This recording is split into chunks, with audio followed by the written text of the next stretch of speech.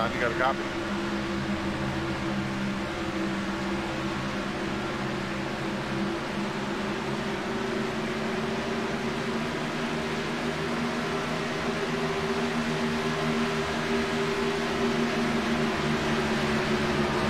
Good evening, race fans. Welcome to another Backwards Hat Productions. I am Bradley Wilson, solo in the booth for right now, but we do want to welcome you all to a Monday night NMNTS SimSpec PC Monday Night Thunder race.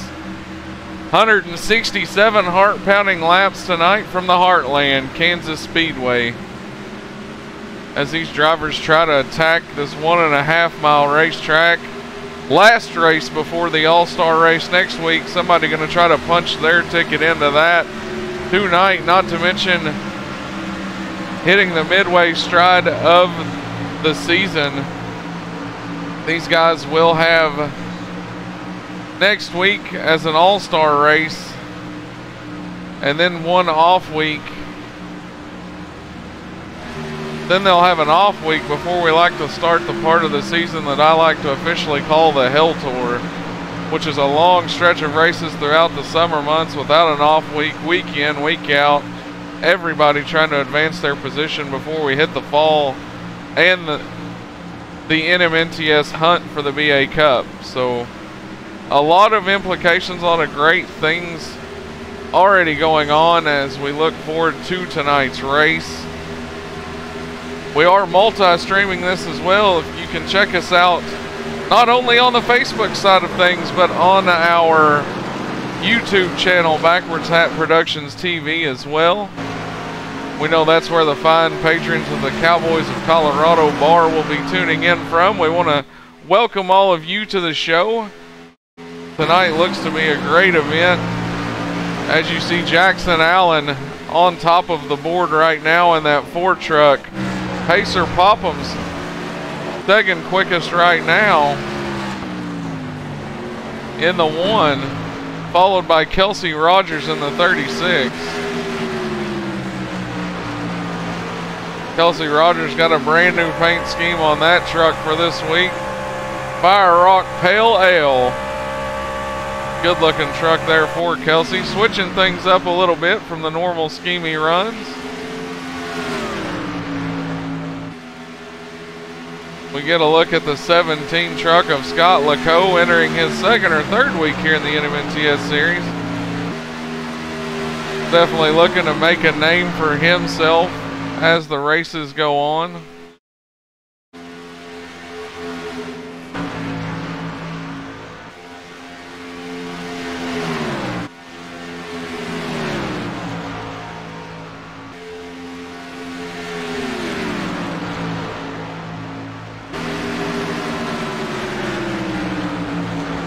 We're actually looking around the pits right now, seeing if there's anybody we can talk to. If we can't get a word with Ronald White in that 99 truck. Ronald White, this is Bradley Wilson in the Backwards Hat booth. Do you have a copy?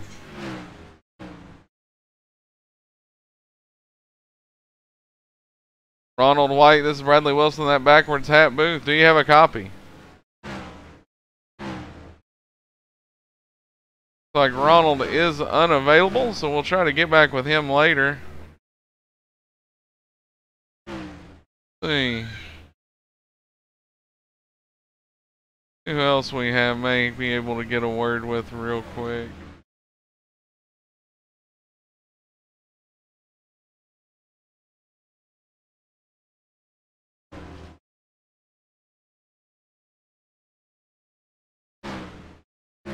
I tell you what, we'll see if we can't get a word with Gordon Larson in the 00.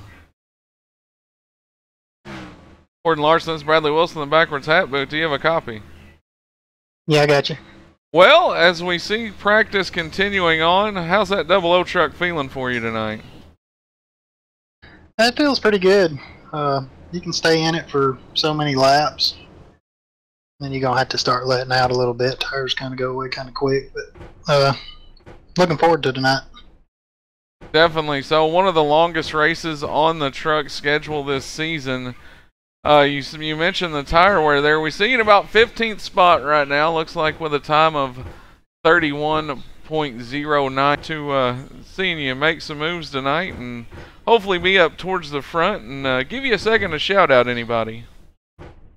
Hey, I just want to thank my team and appreciate y'all what y'all doing up in the booth.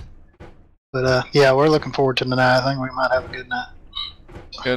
Good deal. Well, we'll look forward to hearing from you a little later. Once again, that was Gordon Larson, driver of the 00. We'll let him get back to the action for the drivers' meeting.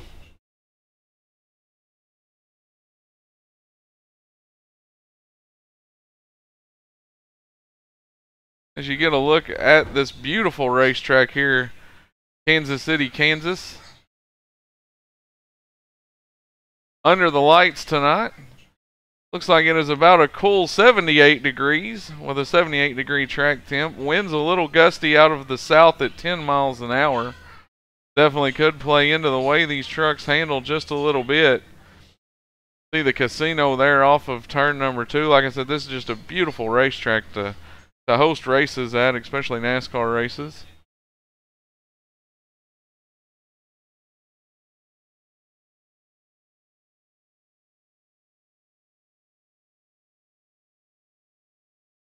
We do want to take a second while the drivers' meeting is going on, top of the show, to shout out our sponsors here, 5 Star Drafting. Our plans outrank theirs.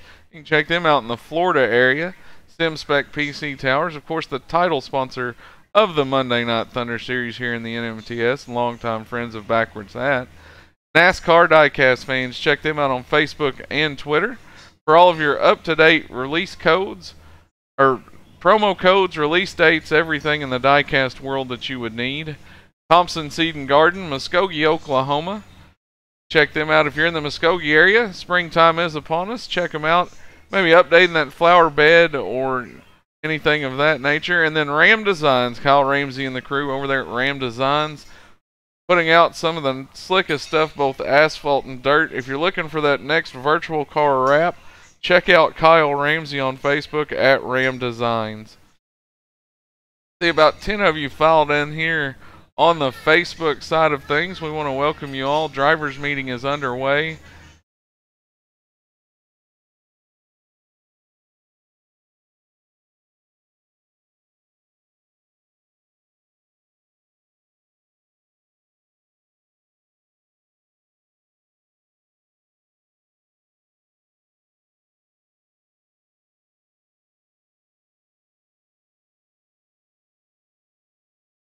Gonna look at the 4 truck Jackson Allen as it sits on pit road, once again turning the fastest lap in practice. Jackson's been on a tear here lately, leading a lot of laps and running up front. Just hasn't seemed to quite have the finishes that you would like to show for all of those bonus points and laps led. But we'll see if he can't get it turned around here tonight at the Kansas Speedway.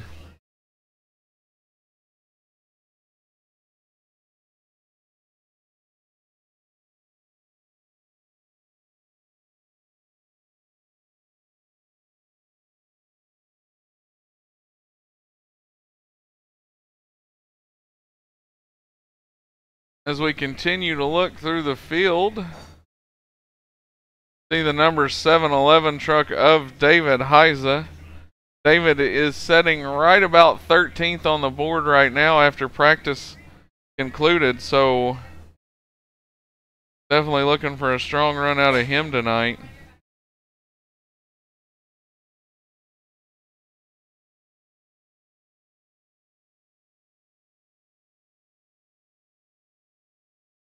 Daniel Hauser out there in the chat, we appreciate you dropping us a line. Says, should talk to the 2. We definitely will get a word in with the evil outlaw Michael Redding after qualifying via your request. If you have any other requests, drop us a line, let us know. We'll definitely try to get a word in with your favorite driver. Drivers' meeting continues. Qualifying should start here momentarily, as these drivers will get 2 laps to try to put down a quick time on the night. Also, the pole here in the NMNTS Monday Night Thunder Series does provide 1 bonus point for winning it. So bonus points do mean everything this year, as these drivers get stage points. Stage winners get 10 points, second place 9, third place gets 8, fourth place 7, fifth place 6, and then so on and so down to 10th place that receives 1 point. Those bonus points, no matter how you can get them via a 0 incident night or a 0 incident night, or just simply winning a stage, leading a lap, leading the most laps, however you can get them, winning a pole. Every one's going to matter as we get set to go here.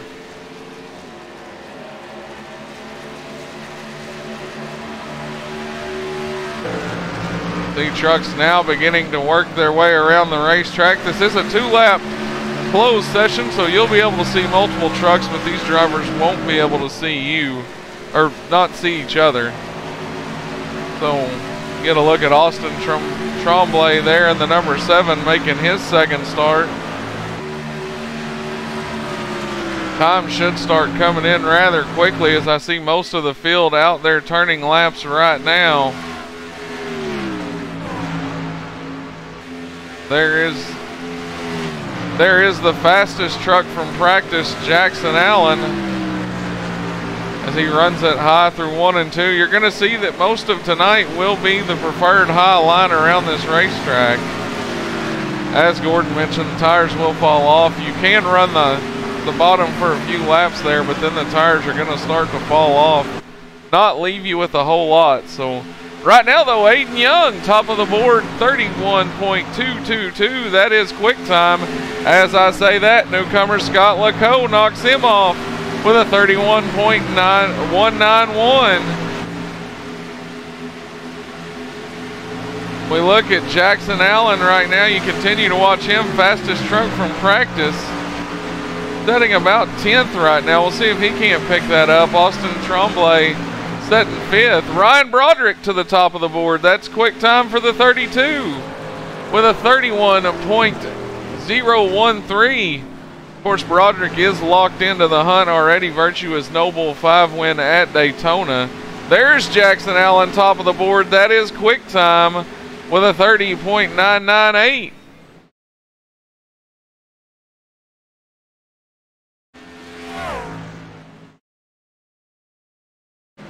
Qualifying continues on. Time's starting to come in for these guys. There's last week's winner, Joe Burchett, in that 83 truck, as he puts down a lap of 3rd quickest on the board with a 31.001.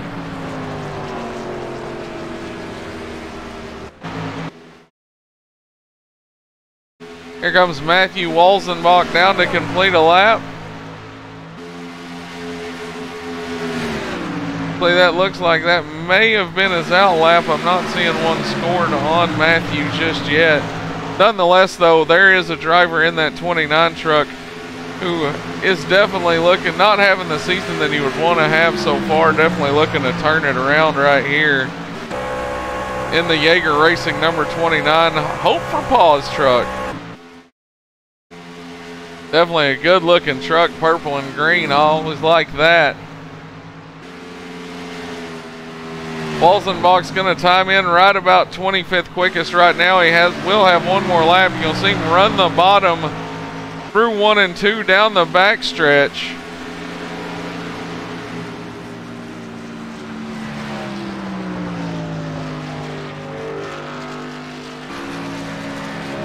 Runs it through the middle of 3 and 4 that time.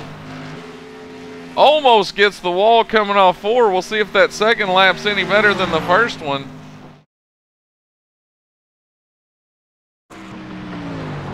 Like Walzenbach will remain 26th on the board right now.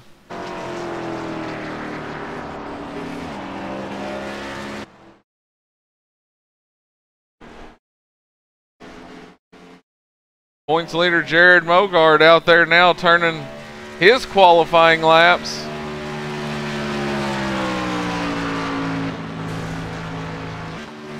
Like he might have got the wall just a little bit. We'll ride on board with Mogard via our gyro cam.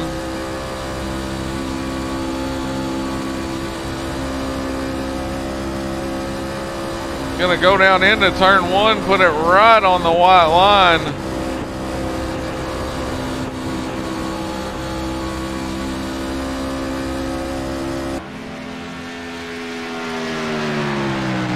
He'll go through 3 and 4 this time. Be looking for quick time this time by. We'll see if he gets it.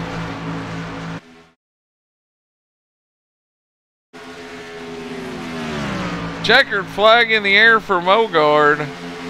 We'll put him 24th on the board right now.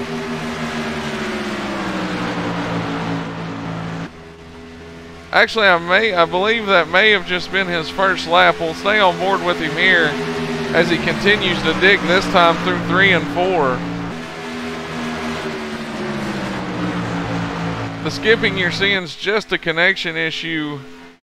That's what you'll notice. The connection to Mogard to the sim may be a little spotty at the moment. Nonetheless, 8th quickest on the board tonight. We'll start inside the top 10.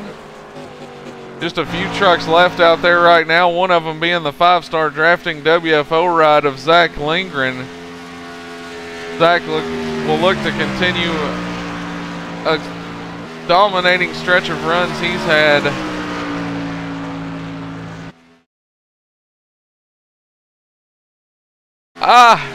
I see Deb Briggs, Mama Briggs out there in the chat. Is it bad luck if you talk to him before the race? Some drivers would think it's superstitious, others don't. I picked somebody to win in another league a couple nights ago and they pulled it off, so definitely all kind of fits into black cats and rocking chairs when you talk about superstition of these drivers. Nonetheless, Kelsey Rogers is going to end up, I didn't see him slip onto the board. He'll end up your fast time of the night with a 30.985. We will get a talk with Kelsey Rogers here now via the Quick Time Award of the night.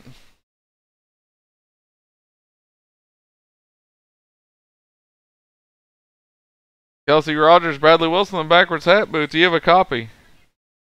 Hey, Bradley, what's going on? Not a lot, sir. Blistering lap you put on the board there to capture tonight's Quick Time Award of a 30.96. Truck must be handling pretty well for you. Yeah, I cannot complain. It just turned and I just rode. That's all I can say. It's a lot like Daytona. It's all about that first lap, keeping the momentum up.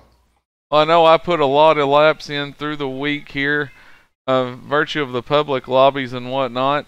I know the bottom you can run it for a few laps, but then it becomes topside dominant. Do you feel like that's what we'll see tonight? Yeah, it's there's about 7 lanes out there, but you can only really use one of them. You'll see the short way around be the fast way on fresh tires, and then everybody will creep on up, and it'll be hard to pass. So I think track position is going to be pretty crucial. Good deal. Well, we look forward to seeing you tonight in action, and good luck starting from the pole, man. Hey, thanks, guys. Before we let you go, though, is there anybody you want to give a thanks to? Fire Rock Kona Brewing Company. I know the old man's watching tonight, so a shout out to him. Other than that, nope. That's about it. Yeah, we already got a shot of that good-looking truck tonight for you. New scheme on hand, new sponsors. So maybe we'll be talking to you in Victory Lane after 167 laps tonight. I hope so, guys. All right. Once again, that was Kelsey Rogers as he set tonight's Quick Time Award. Be looking for great things out of him and that Wall Crusher Racing team. We will get a talk now with Michael Redding via the request of Daniel Hauser out there in the chat. Yeah, you got me, Bradley? There you are. What do you say, man? How's it going tonight? Going pretty good. Well, we see you put that Evil Outlaw #2 truck inside the top 10 tonight. You think you got what it takes to get it up to the front? I don't know. We'll have to see. We'll just have to bide our time and see what happens. Well, I would imagine tonight, there's a lot of grip under the lights here at Kansas, but I would imagine there is some slickness up there around the top after the tires wear off. And I would imagine this kind of plays into your hand, being, the strong dirt track background and really up there up against the wall, just, almost wide open, sliding it around up next to the wall. Do you think that that's gonna kind of play into your hand tonight as a strong suit? It could be if it really gets slick, but it's not too bad right now. Still quite a bit of grip up there. Well, we know that this race is one of the longest, if not the longest, on the schedule for you guys this season with 167 laps. Mileage-wise, it's a 250-mile race, which is, like I said, almost, I'm pretty sure, the longest one on the schedule tonight. Stages are going to be a little bit longer than you're usually used to seeing. Do you think that's going to play into maybe how you attack tonight, or are you still just going to go at it and see where the cards fall? If we get a lot of cautions, I don't think strategizing the stages are going to help you much. But if we go on a long run, then definitely, if you play your cards right, you could end up getting some pretty good points out of the deal. Well, we'll look forward to seeing you in that number 2 truck all night long, and hopefully you can keep it up near the front, and maybe we'll be talking to you as a stage winner or even a race winner come the end of the night. All right, appreciate it. That was, once again, Michael Redding, driver of the number 2. Redding recently signed a new deal with a new team. He's out of the Riot Motorsports camp tonight, so good luck to Michael Redding.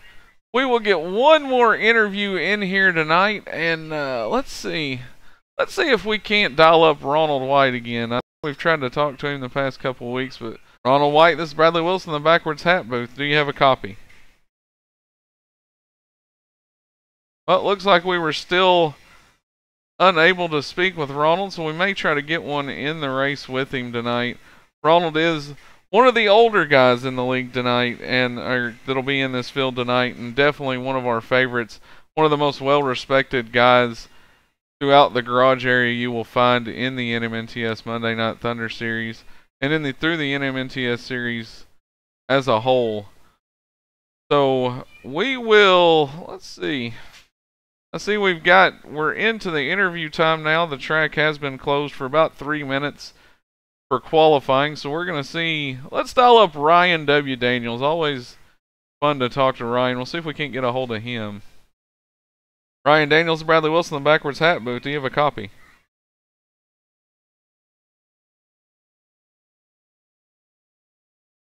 Ryan W. Daniels, Bradley Wilson, the Backwards Hat booth. Do you have a copy? Looks like we may not be able to talk with Ryan either. Finding it hard to get people to talk to us tonight, so we'll see if we can. I tell you what, Mama Briggs, just for you, we're going to see if we can't dial up Brady. Brady Briggs is Bradley Wilson, the Backwards Hat booth. Do you have a copy? Yeah, I got you, Bradley. Go ahead. There you go. What's up, man? How's the night going for you so far? It's feeling pretty good tonight. Starting 4th, so I think this is my best qualifying attempt. So hopefully we can keep the fenders on it here and get a strong finish. As you mentioned, putting that WO number 51 truck inside the top 5 tonight. I've talked to a lot of drivers and mentioned that, this is mileage-wise and lap-wise one of the longest races you're going to run this season in the NMNTS series. It's also getting close to the halfway point of the season, as well as next week being the All-Star event. Winner going to punch his ticket tonight to that. Do you think you've got a shot to get up there and maybe challenge for a win? Yeah, I think so. I think we all got a shot here tonight. This is going to be an interesting race. You'll see us on the bottom to begin with, and then we'll work our way to the top, and it's going to be really hard to pass. So I think you'll see a lot of slide jobs and a lot of hard racing tonight. Yeah, definitely. So with the longer laps, longer miles come longer stages. I asked Michael Redding the same question I'll ask you. Longer stages tonight, are going to provide a little bit of strategy, because if they go green, you're going to have to make a green flag stop in both stages. Do you kind of plan for that as a driver, or are you just going to kind of go in there and try to keep the truck clean and see where the chips fall? Well, I think I'll just try to keep the truck clean, kind of see where the chips fall. I would like to split the stages, but it's just going to be when to the leader's pit and that kind of thing. Maybe I can short pit them a lap and kind of gain some advantage on them, but we'll have to see how it goes. Well, Mama Briggs is out there in the chat as always, cheering you on. Drop the comment out there, hi, son. So definitely got Briggs Nation and Mama Briggs out there pulling for you tonight. Is there anybody else you want to give a thanks to? Yeah, just all my WFO teammates for coming out and supporting me. Also, you, Bradley, for throwing me in this truck. I want to be here without you, man, so I definitely appreciate it. And everything you guys do up in the booth, and to all our sponsors. All right, well, good deal. We'll be looking forward to hearing from you later on in the night, possibly from a winner's circle or after a stage win. Once again, that was Brady Briggs, driver of the number WFO Motorsports 51 truck. All right, with just about 4 minutes to go, you know what time it is. It's time for the pre-race ceremonies. Don't go away. 167 laps of heart-pounding action from the Heartland Kansas Speedway coming your way next.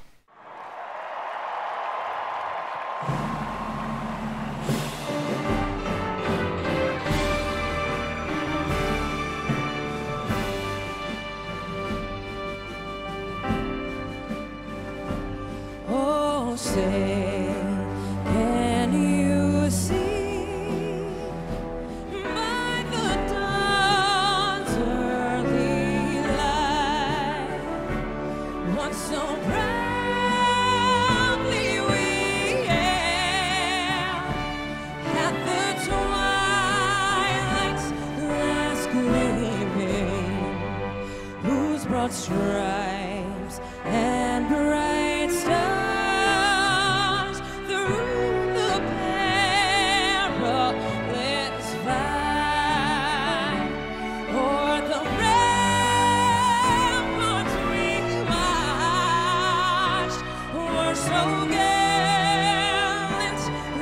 streaming, and the rockets red glare, the bombs bursting in air, gave proof through the night that our flag was still there.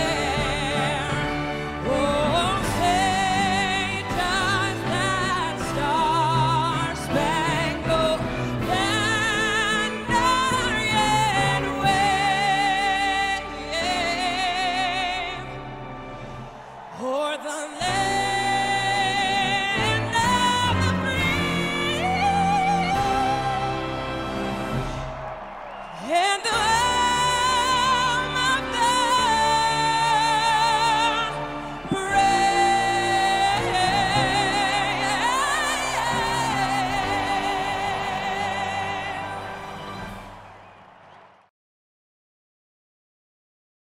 Race fans, let's get ready to race. 167 laps from the Heartland Kansas Speedway tonight, Kansas City, Kansas. Under the lights, Crap. Robbie Buckner just joined us in the booth if you haven't heard him yet. Holy crap, dude. The elevator's out. I had to walk up them stairs. Man, I was beginning to wonder where you're at. I know you conducted the driver's meeting tonight, but glad you could make it. Man. Sound a little out of breath. Well, now that you've just came down from the pit area to join me here in the booth, what's the morale like down there tonight? I tell you, man, everybody out there, there's a lot of pressure on these guys, a lot of money, a lot of prizes on the line. These guys know they're the best on the server. They're the best in the business. And everybody knows that tonight's one of those nights. It's kind of a wild card track because there's a lot of drafting that goes along here at Kansas. So, a lot of these guys feel like they have a chance. And I think we're going to see some good side-by-side exciting racing all night. Well, I mentioned in the pre-race show, and we've talked about it. I know you and I have talked about it for the past couple days. 167 laps here, 250 miles. This is the longest race these guys will see this season. Oh yeah, they were kind of taken aback when I told them about the stages tonight. 70-lap stages are no joke. That's going to require a green flag pit stop in the middle of the stage. So strategy is going to play key, especially when we get towards the end of that second stage.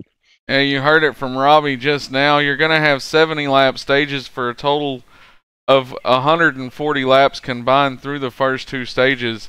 That's going to set you up for that shootout last stage, Robbie. Oh yeah, you're gonna have 20 laps to let it all hang out. You know, the interesting thing is going to be is what driver is going to take that chance with like 5 to 10 laps to go in that second stage. Go ahead and come on in, put those tires on it, and just try and not abuse them and stay out ahead of the field, and then maybe use that pit stop strategy to their advantage to steal a win tonight. Yeah, definitely. The only gambling going on at this Speedway tonight, I guarantee you, won't be off of turn 2 at the casino. You're going to see these drivers trying to gamble and pay off big. As I mentioned in the pre-race show, tonight also brings with it a chance to punch your ticket into the All-Star race next week and not have to race your way in through the Open. Oh man, I love an All-Star race. Nothing like an All-Star race. I had one opportunity last year to run the All-Star race, missed it. But I think I actually get to run the Cup All-Star race this year, so I'm kind of excited for that. Definitely going to be a lot of fun. Well, we're going to get a look at the front row right now. It's going to see the 36 truck of Kelsey Rogers on the front row. To his outside, you will have the 4 truck of Jackson Allen. Starting third on the inside of row number 2 is going to be Joe Burchett with Brady Briggs, Mama Briggs boy, on the outside. Mama Briggs also got Ernie out there in the chat pulling for Brady, so good to see. To the next row, you'll have PJ Popham in the 1 truck. To his outside, the 96 truck, and one of the higher qualifying efforts of the season for that guy. We know he likes to kind of lay out back off the start of these races, but see him up here inside the top 10 tonight. That's Jared Washon. Yeah, Jared Washon had a solid qualifying effort. Starting behind him in row number 4 on the inside is Ryan Broderick in the number 32 Tide truck.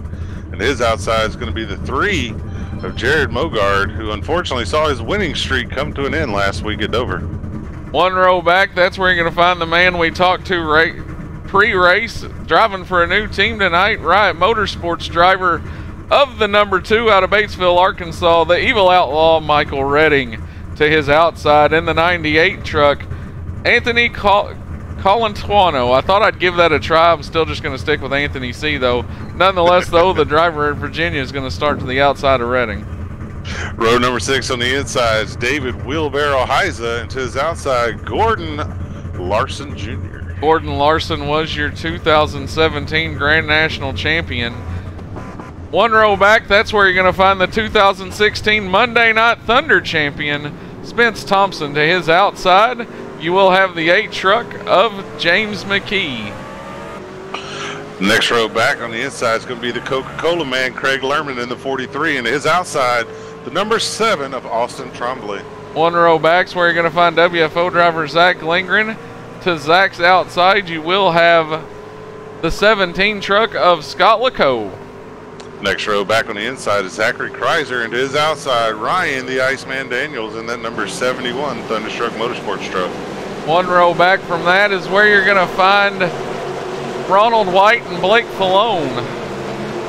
Next row back inside, number 27 Trevor Harmon Motorsports of Trevor Harmon, and to his outside, Riot Motorsports Joseph Andujar. Well, behind that, you'll have a stack of trucks. 31 going to take the green flag here in just moments. Pace car getting ready to duck off. We're getting ready to go racing. Green, green, green. It's out. It's up. 167 laps coming your way. Green flag. Kelsey Rogers gets a good start. Jackson Allen gets one just about to match. They're going to go 2 by 2 behind Rogers into turn 1. Yeah, Joe Burchett's able to push Kelsey Rogers past the number 4 Jackson Allen. Now PJ Popham is looking to the inside of Jackson as they head down the backstretch, 2 by 2. Good little battle right here. As we go into turn 3 for the first time, drivers start to hit the banking. All right, man, caution's out. Caution's out. Big wreck. Not exactly sure what happened as we caught the tail end of it. Looks like quite a few trucks are involved. Wow. See them scattering there now. One of them is Jackson Allen. Heartbreak for the outside pole sitter already. Yeah. That is a big wreck to start this race off. A lot of damaged trucks, a lot of carnage. Jackson Allen actually got airborne. We're going to go back and take a look at this and see just what happened from the Ford truck. Looks like you're going to see contact between him and Pacer Popham, I believe. Is going to send the Ford truck over airborne. We get another look at this, and Robbie, you know what cam we're going to go to. Oh, man. Get your dram at me. Here we go. There's the contact that gets him loose. He'll start to lose it. Tries to lock it down. Oh. I believe he actually gets hit by Ronald White as he's up in the air. We're going to go on board. We'll rewind it just a little bit, see if we can't see it from Ronald's view. See him spinning up in the air. Oh. I tell you what, we're going to do something real quick here while trucks begin to pace around still under caution.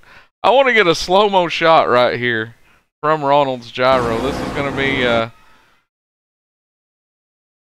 see if we can't slow it down. We'll start to slow it down even more. I want you to get the full effect of what Ronald White sees here. It's a tough break for the driver in the 99. As a bunch of fast trucks, the 8 of McKee involved. A bunch of fast trucks. Wow. Anthony C is the truck you're seeing under Jackson Allen right now. Jackson Allen going to go for a heck of a ride here, and it's not over, as right here you can almost see definitely heartbreak there.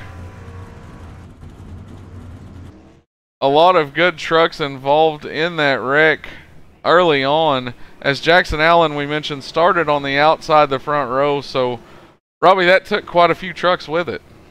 That took a lot of really good trucks out, man. I'm sitting here and I'm going through the field and I'm trying to look and see, man, all the way back to, let's see, how far?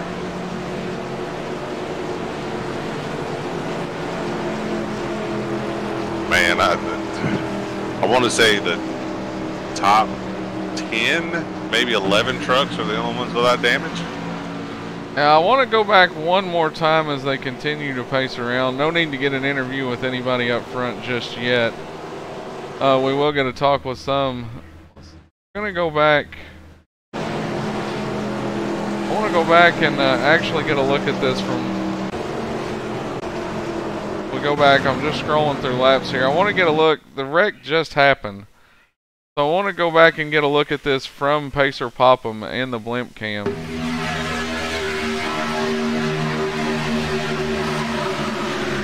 Yeah, it looks like the slightest bit of contact right there. Payson gets into the door of Jackson Allen. Going to send that Ford truck spinning in front of the field. So a tough break for Jackson Allen, really, Robbie. A lot of, just unfortunate, something out of his own doing, just trying to get the race started, get one lap in, get settled in, and before you know it, you're around in front of the field. Yeah, I tell you, man, it's a it's a heck of a thing to have happen, man. But like we said, these guys are under a lot of intense pressure with each other. They want to prove to each other that they're the best at what they do, and sometimes you get a little over aggressive there at the beginning of a run. And I don't really think it was a matter of somebody being really over aggressive as much as just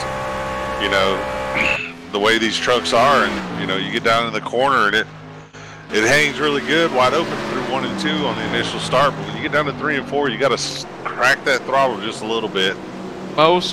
There's a gaggle of trucks still on pit road. I was getting a look at Walzenbach as he started deep in the field, but doesn't look like he was affected by that, really.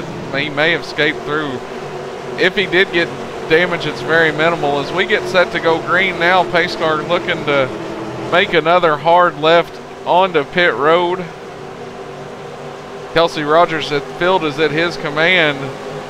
He waits a little late in the restart zone, but gets it going. Green flag in the air. We're going to restart it here. Yeah, Kelsey got a good jump that time. Looks like Pacer's going to get to the inside of Burchett before they get down into turn number 1. And your real battle's going to be for 4th place between Brady Briggs and Jared Washon. Side by side off of turn 2. Washon's going to look to go upstairs. Briggs tries to defend the bottom early. Going to run it down to the white line and get it while he can down there on the bottom. Yeah, you gotta be cautious about running that bottom, you know, real early in the run. You know, I know several drivers have mentioned that, you know, for about 5-6 laps it's really good on the bottom, and then you got to move up towards the top. You know, my experience this week around several official races, if you want to make it through a run and be able to gain on these guys at the end, it's kind of better to bottom at the beginning of the run, kind of just let through the tri-oval behind Burchett. He has moved up into the 2nd spot now as he challenged Pacer Popham, made a run to the bottom, and now sets his eyes on Kelsey Rogers. Yeah, Burchett was in a league of his own last week. I think he was 5 zip codes ahead of everybody by the time that race was over. I don't believe there was anybody within 8 counties that could have caught him. You see these drivers running right up against the wall via the roof cam on the 51 of Brady Briggs. Down through the tri-oval, Briggs going to maybe look to Pacer Popham, not going to quite get there, as he'll now go back upstairs and look to protect against Ryan Broderick. Yeah, it's good to see Broderick back out here again. Broderick missed a couple races, having some issues on the technical side, but looks like he's got it all back together, and he's charging towards the front as he goes to the inside. Apron through the tri-oval. Broderick slides back up behind Briggs. Nothing doing that time by. Yeah, I tell you, right behind them, though, comes the 2, the Eve Outlaw himself, Michael Redding, who announced today, I'm not sure if a lot of people are aware of it or if he let you know tonight, but this is his farewell asphalt tour this year. Yeah, I knew that it was in the works. He hadn't officially came out and said it.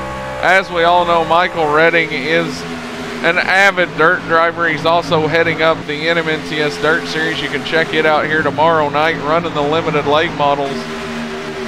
But I knew Redding, his heart has been in the dirt for a long time, and you know, this asphalt thing's fun to do on the side, but that's where his heart really lies.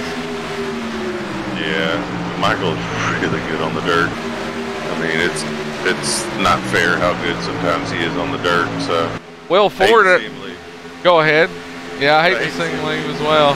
Will Ford wanted to know if there was any damage to the 5-star drafting number 85 truck. There was not. It looks like Zach did skate through unscathed, as we'll get a few shots to show you the bed cover still straight off the roof, the hood straight. Zach runs it right up against the wall down the backstretch. He is currently running in the 9th position, started 11th, was able to miss all that melee. So there is the update for Will Ford on Zach Lindgren. As we see behind him right now, a nice little battle shaping up. Trevor Harmon looked to the bottom of Spence Thompson. That opens the door for the 43 of Craig Learman. Yeah, Craig Learman's doing a good job tonight, but I tell you, up front, Kelsey Rogers a couple laps ago got into the wall in the entry of turn 3, went all the way from 1st back to 6th. Tough break for Kelsey Rogers, new sponsor on that truck. We knew he was looking forward to giving him a successful ride up front.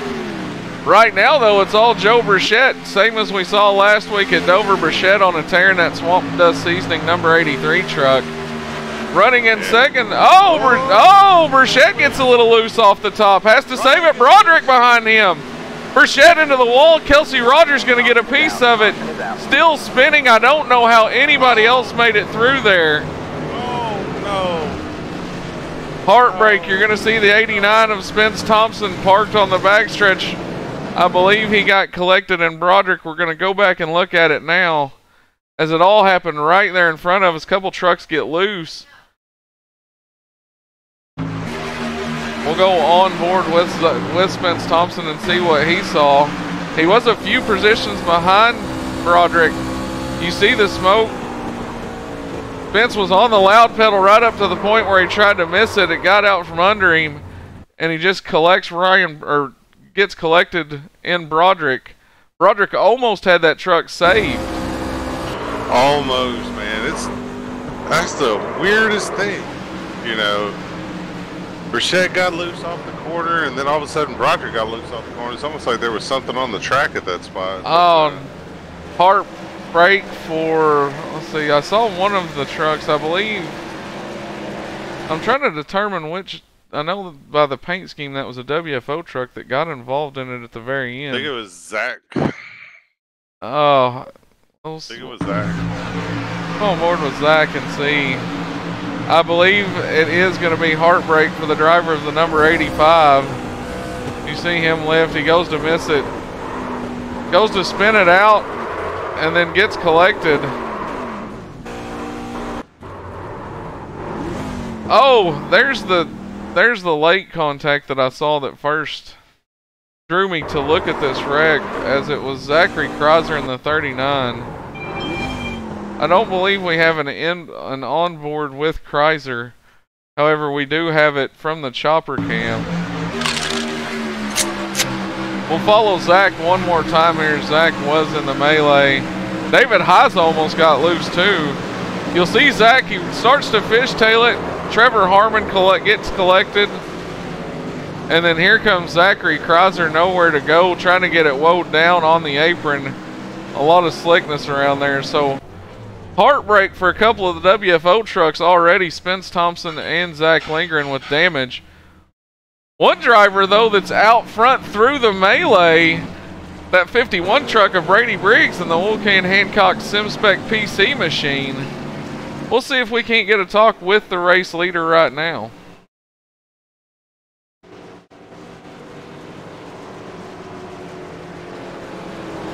Brady Briggs, Robbie Buckner, Backwards Hat Production Booth. Got a copy, bud? Yeah, I got you. Go ahead. Hey, brother, we've seen you dodge a couple wrecks now so far, and it's got you out front. How's that truck handling tonight? It's handling pretty good so far. A little crazy, 17 laps in here, and it's definitely got me on the edge of my seat already. So hopefully, yeah, I saw him get loose, so I kind of let off the gas, let him swing down, and then I just powered away on the outside. And I know it collected a few of my teammates back there, so that's too bad for them. I hear you, brother. Well, best of luck to you the rest of the race, and hopefully we're talking to you at the end of the stage. Hey, 10-4, thank you. There you go. I just saw, as you know, Mama Briggs always a big supporter of Brady. I just saw Daddy Briggs chime in there. Bruce Briggs out in the chat, giving Brady a go get him, son. Got Papa Briggs out there. Mama and Papa Briggs out there watching their son right now. He's leading under the pace lap, started up front in the 4th position. So definitely, you know, a good run for Brady so far. All right, so if we got Havens Nation on the dirt side, you know, we used to call it just Mama Briggs. Now we got Papa Briggs. So can we call it the Briggs Patrol? The Briggs Patrol. Definitely could throw it in the hat for the running. One guy I want to talk about real quick is Matthew Walzenbach. He is up from the 30th starting position to 9th in that Jaeger racing machine. So definitely missed that first wreck. Came in, I saw him come to the pits and come back out here. So good run for Matthew so far. We'll see if he can capitalize on it. Another driver's up from the back of the pack to the front now. Virtue some cautions and jostling of the field. Blake Falone started 22nd. He's up to 8th. Yeah, Blake's had a good solid run so far. You know, been able to avoid most of the carnage. He's got slight rear end damage, but nothing I think is going to slow him down too much. Here we go. We'll stay on Blake Falone and we'll watch the leader take the green flag. Brady Briggs will have the field under his control in just moments when the pace car hangs that hard left into the pit area. See Joe Brechette commenting out there in the chat. Got super loose through the center. Tried to get her checked up. Couldn't, unfortunately. Apologies to everybody. Green flag back in the air. Field comes to life behind Brady Briggs. Great start for Brady. Brady going to run it low down into turn number 1. Keep it right around that white line. You're going to see a lot of these drivers use that white line, especially on a restart. Some of them, you'll notice they'll run the white line down the back stretch. That is pretty much just to protect that position. Want to check in right now with Gordon Larson. We talked to him pre-race. He's sitting in the 10th position. Looks like a little damage to the front and rear of the double O truck. We'll hope to see him still be able to. Oh, we've got another wreck coming out. I'm not exactly sure. I saw trucks behind Gordon as we were following him get loose. Give any indication of who that was? Maybe Derek Robinson, possibly. Well, Derek Robinson's on the backstretch, low out of 3. Not sure it was Derek. Doesn't look like it was Derek Robinson, although he is going to come up onto the scene. He hits pit road to avoid the melee there. Not exactly sure who that was. Oh, see, Kelsey Rogers fell through. Could have been possibly. It was a black truck. Could it have been? Might have been Anthony. We'll go back and see if we can see. Bear with us, folks. I caught it off of the replay, but not exactly sure. We're gonna fast forward it a little bit here. Ride with Anthony. He may have a good look at who it was. They're gonna go down. I think we're getting closer to finding out who it was. Anthony's camera may show us. Oh, it was Ronald White. Tough break for Ronald White. Race started off not how he'd want it, getting caught in that early wreck. We're gonna see what happened here. Was between he and Joseph Anwar in that 13. We'll go on board with Anwar. Robbie, you make the call. I'm not really. I don't know. It looks like Ronald might have been off pace just a little bit. Anwar catches him, goes to go low. I don't really see where Ronald White's line changed all that much. Just some slack. I think you're just looking at a matter of Ronald being a little bit damaged and slow on the top, washed up into him. God, Andrea says that 96 truck sure is pretty. Definitely, what'd you call it? I heard you make a remark about it earlier, the Easter Bunny. I tell you what, let's get a talk with the Easter Bunny. See how his night's going. The Easter Bunny? Alright, let's grab the Easter Bunny here. Grab him by the ears and drag him up out of the hole. Let's get a word with him. Alright. Where are you at, Easter Bunny? There you are. Jared with Sean, Robbie Button, Backwards Half Production Booth. Brother, you got a copy? I do. Man, out in the chat, they're saying, "Ooh, that 96 is a pretty truck," and I keep telling them that's because the Easter Bunny's coming to give everybody gifts tonight. What you got for everybody? I got nothing right now, so they're just gonna have to try another night. Well, Try another night? Yep. well, you say you got nothing, but you're running second, missed a few wrecks, some calamity in the opening laps here. You think you've got anything for Brady Briggs? If we can get the track position in front of him, I feel like we can hold him off. It's really just whoever gets out front right now, and they're able to keep it. So if we can get ahead of him, I think we can keep it. Well, 3 cautions for 11 laps after the 23 run. Almost half of the laps being run under caution so far. I hope we can get it under control, or we may not have many trucks left, and it may be a battle of who's up front so far. But nonetheless, Jared, we wanted to stop in, get a word with you. Good luck on the charge tonight. Maybe we'll be talking to you as our Stage 1 winner. All right, thank you guys. Once again, that was Jared with Sean, driver of the number 96. Robbie, I'm kind of surprised to see this many cautions right now. You know, I feel like the stages are quite longer. I thought we may see everybody settle in, but hopefully we'll get to that, you know, in the racing to come. Yeah, it's kind of crazy. I don't know what's going on. I expected this to run out a lot better. Not really sure what's going on. Maybe the track's throwing these guys a bigger curveball than they expected. Maybe it's a full moon here in the Heartland tonight. I'm not really sure, but either way, inertia could start to take effect, as I still see a lot of movement on pit road, a lot of trucks trying to tag the rear end of this field. We only have 14 on the lead lap, 15 on the lead lap right now. The last truck on the lead lap is the Wawa 21 truck, BB Racing's Blake Falone. See Aiden Young right there in front of him. I believe Aiden's a few laps down. Aiden is being shown 26th right now. 12 laps down, got caught up in one of those earlier wrecks, so Definitely not something you want to see if you're one of those drivers in the back. Yeah,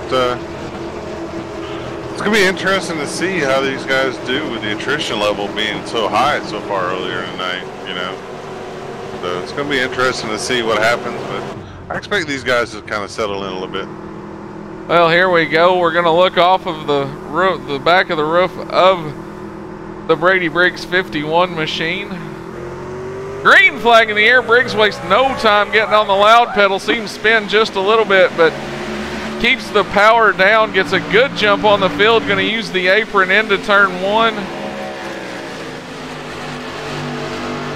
We see them all stacked up, gaggled up behind him right now.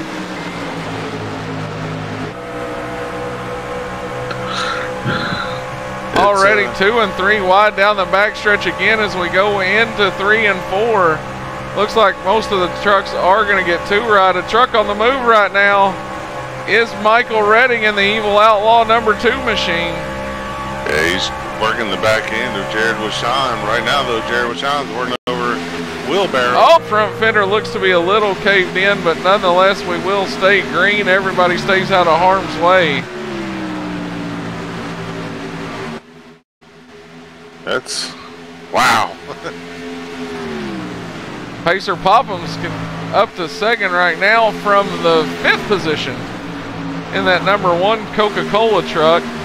Behind him, and we'll look off the back, you'll see David Heisen in that 7-Eleven truck. Heisen's got one of the more interesting, I would say, nicest schemes in this series, Robbie. Oh yeah, love his scheme. God, I love his scheme. It's such a throwback. So yeah, it's a throwback to I believe his grandpa's modified back from the mid 70s. So definitely one of the nicer trucks that has come out of the BA Graphics shop. I know it was a pleasure to work on. We look back now, Blake Falone 23rd to 5th, I believe. I'm trying to see, I believe Blake Falone's going to be the hard charger at this point. It's either him or Matthew Walzenbach. Walzenbach's gained 22 positions. Walzenbach 22, yeah, looks like it will be Walzenbach right now, hard charger of the night. Good to see Walzenbach having a good run here. Like I said, the beginning of the season's provided a lot of frustrations for the driver out of California. And that Hope for Paws number 29 truck. Of course, Hope for Paws is it's an animal rescue organization. It's a great cause that all of the Jaeger Motorsports drivers sport. You'll see Zachary Kreiser just in front of him. That's a teammate. The way you'll be able to tell the Jaeger racing trucks apart from the field is you've got Aiden Young in the 9. You've got Welzenbach, I keep saying his name wrong. Welzenbach in the 29. You've got Zachary Kreiser in the 39 and Sawyer Ott in the 49. So the truck's ending in 9 right there. They've got a stranglehold on. Of course, it looks like Kreiser was caught up in that earlier wreck. I don't know that he's back on the track yet. I don't think so. I see Aiden's back out there running. Kreiser. Yeah, Kreiser's back out there. Walzenbach's out there. And Stoyer's the one that's not on the track. Yeah, it looks like Sawyer Ott brings the 49 to the pits. As I was looking, I was going to see if we had anybody getting released from the infield care center that we could talk to right now, but it doesn't look like there's anybody released up to date to talk to. I'll let you check in on that right now as we continue to watch Matthew Walzenbach.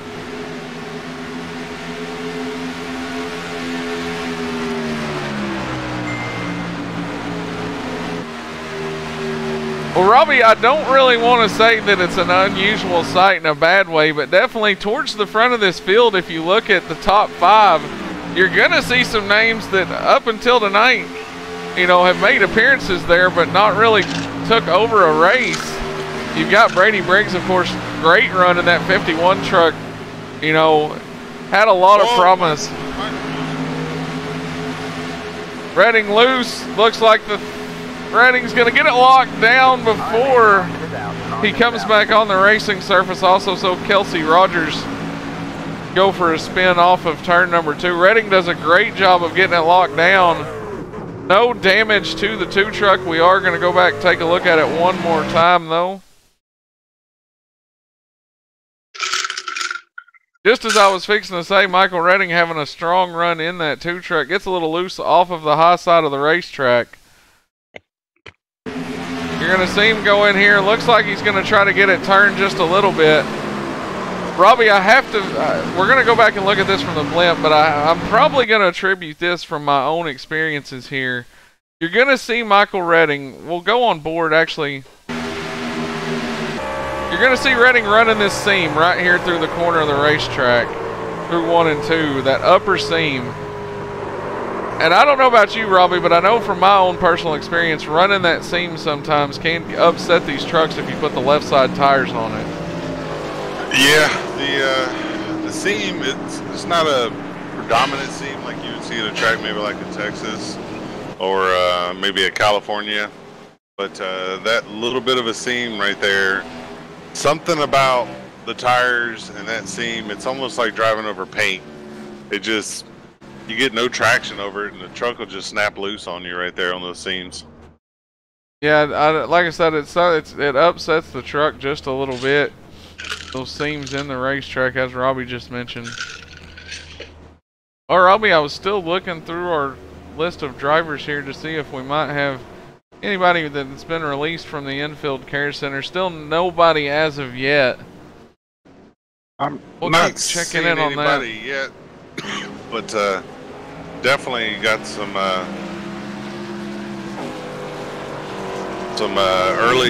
early damage. You know, but I tell you, man, it's interesting to see what's going on, see how these guys are getting loose, and the way the trucks are snapping around on these guys. You know, my experience this week, these trucks have been tight. You know, maybe a tick on the free side, but nothing. They could get loose at times, but I think you're right. My experience was they were a little bit tighter. I tell you what, let's get a talk with number 11 Blake Falone as he continues that charge from 22nd. He beat the 1 truck out of pit road, so that's going to score him on the outside front row for the well, I said that. Yeah, looks like he will be outside the front row. So let's get a talk with Blake. Blake Falone, Robert Buckner in the backwards side production booth. Got a copy, bud? It's 10-4, I got you. Hey, brother, nice solid run for you tonight. Started 22nd all the way up to 2nd. You've been able to avoid the carnage for most part tonight. What's it been like out there on the track for you? Well, I'm going to need a couple new fire suits because we have been right in the thick of everything and just somehow dodged it. Luckily, there's no ARCA brakes behind me a couple times, and we've just been able to nail it. So, you know, we had some good pit stops. We're making smart moves on the racetrack, avoiding the trouble, and, you know, just trying to stay up here towards the front. There's a lot of really good cars out. We got a really good chance for a nice finish here. Well, Blake, I know the winless drought has definitely been a while for a win here in the Monday Night Thunder Series. Do you think that you've got the truck to maybe snap that streak tonight and put that thing in victory lane? I think we've got a chance. I know on the short run we're really good. It's that middle length run where things start to feel a little fishy. So we'll see how it keeps going. We're just making good progress on every pit stop. It seems like every sort of caution we picked up 5 or 6 spots. We only got 1 more we can pick up now. Maybe we get out there, some fresh air, some good things might happen. Good luck. Well, lights are off on the pace car, getting ready to turn them loose. We'll be watching for you, and maybe we'll be talking to you as the Stage 1 winner. 10-4, here's open. Appreciate you guys. Once again, that was driver of the number 11 BB Racing Machine, Blake Falone, in the Pokemon truck. Blake's one of the most liked guys in this series, I'd have to say, Robbie. Blake's one of our characters. He definitely is. Got to get Blake on a late night stream one night so everybody can experience Blake and pure Blakeness, I guess is the best way to describe it. But old Sunshine out of Florida, yeah. There. He's a character. I tell you, he's really improved this year over last year. Last year, Blake was typically know, I'd say a 15th to 25th place driver. Certain tracks he'd run up front, but this year he's really upped his game. You know, he's running solid top 10 week in, week out, and tonight he's got a chance to take advantage of a golden opportunity here. Let's see if he can do it. Well, here we go. Pace car is going to make the left. Fourth caution on the night, happening just moments ago for Michael Redding. We'll get back racing here. 131 to go. 130 when they cross the line. Brady Briggs, another great start on the field, is going to gap them by about 3 truck lengths as they head off into 1. Yeah, Brady with a great start. Right now, PJ Poppins on the inside of Blake Malone. Looks like PJ is going to have the advantage as they come off of turn 2, but Craig Lerman is now lurking back there in the back to try and see maybe if he can stick his nose in this. Lerman in that Coca-Cola number 43 machine. We'll pull up the RPM gauge on Learman's truck right now and just take a look at it. You see it, not a lot of drops in RPMs. He ran about 7,800 RPMs through the corner. Gonna pick that up all the way, just about tacking it out at about 8,100. So definitely these motors being turned tight tonight. Yeah, motors are definitely gonna go through the ringer tonight. You know, they're able to take it. They deal with the punishment, deal with the abuse. The biggest thing is, you know, the trucks with damage. You know, the front ends on these trucks are pretty sensitive to where the radiator opening is. If you close in that radiator opener running 8,100 RPMs lap after lap, it's going to get the temperatures way up on these motors. Yeah, one of these trucks with the front end damage is newcomer Austin Tremblay, making his second start in the series tonight here at Kansas. You see the front end damage, the front kind of pushed up on that 7 truck. So you're going to have to wonder if overheating may become an issue right now. Yeah, the biggest thing for him is he wants to make sure you can stay in as much open, fresh air as he can. Try not to get tucked behind anybody. Right now we have a battle for the leads. We go down the backstretch. BJ Poppins to the inside of Brady Briggs. Popham going to look low. Briggs going to run the high side. Popham throws it in there deep, sells it cheap, slides up, not going to be able to make the move. Briggs has the momentum on the high side, and they're going to race through the tri-oval. Yeah, Brady using that momentum off the corner to his advantage, able to pinch Popham down on the bottom a little bit there. As they go into 1 and 2, Popham's going to sail it down in there again on the bottom. Popham throws it deep, sells it cheap one more time. Briggs once again powers off over that top side with the momentum. That's the thing. Once these tires start wearing, man, it's hard to make those moves on the bottom side. You know, you kind of got to hope that the leader loses momentum off of one of the corners to give you that advantage going down the backstretch. You want to at least be even, if not at least to the door of the car in front of you if you're going to make a move like that. You see Blake Falone, he's putting the right side tires right on that seam that I talked about giving drivers trouble. So it's definitely, in my experience, a little better to hang the left sides or hang a group below it. Or if you can straddle those 2 seams you're seeing Blake Falone do right now, it will definitely improve your chances of keeping that truck underneath you. I want to go back here and look at another battle right now. This battle is for the 9th and 10th position. David Heiza, Jared Rashawn's actually in this battle 2 and 8. David Heiza's trying to hold on to 9th right now. But John Kennedy in that 42 truck was giving him all he could handle as caution. Won't see any trucks really slow off the pace. Brady Briggs continues to lead. You've got PJ Popham where we left him. Blake Falone where you left him. Not exactly sure. I'll go back and see if I can find it real quick here.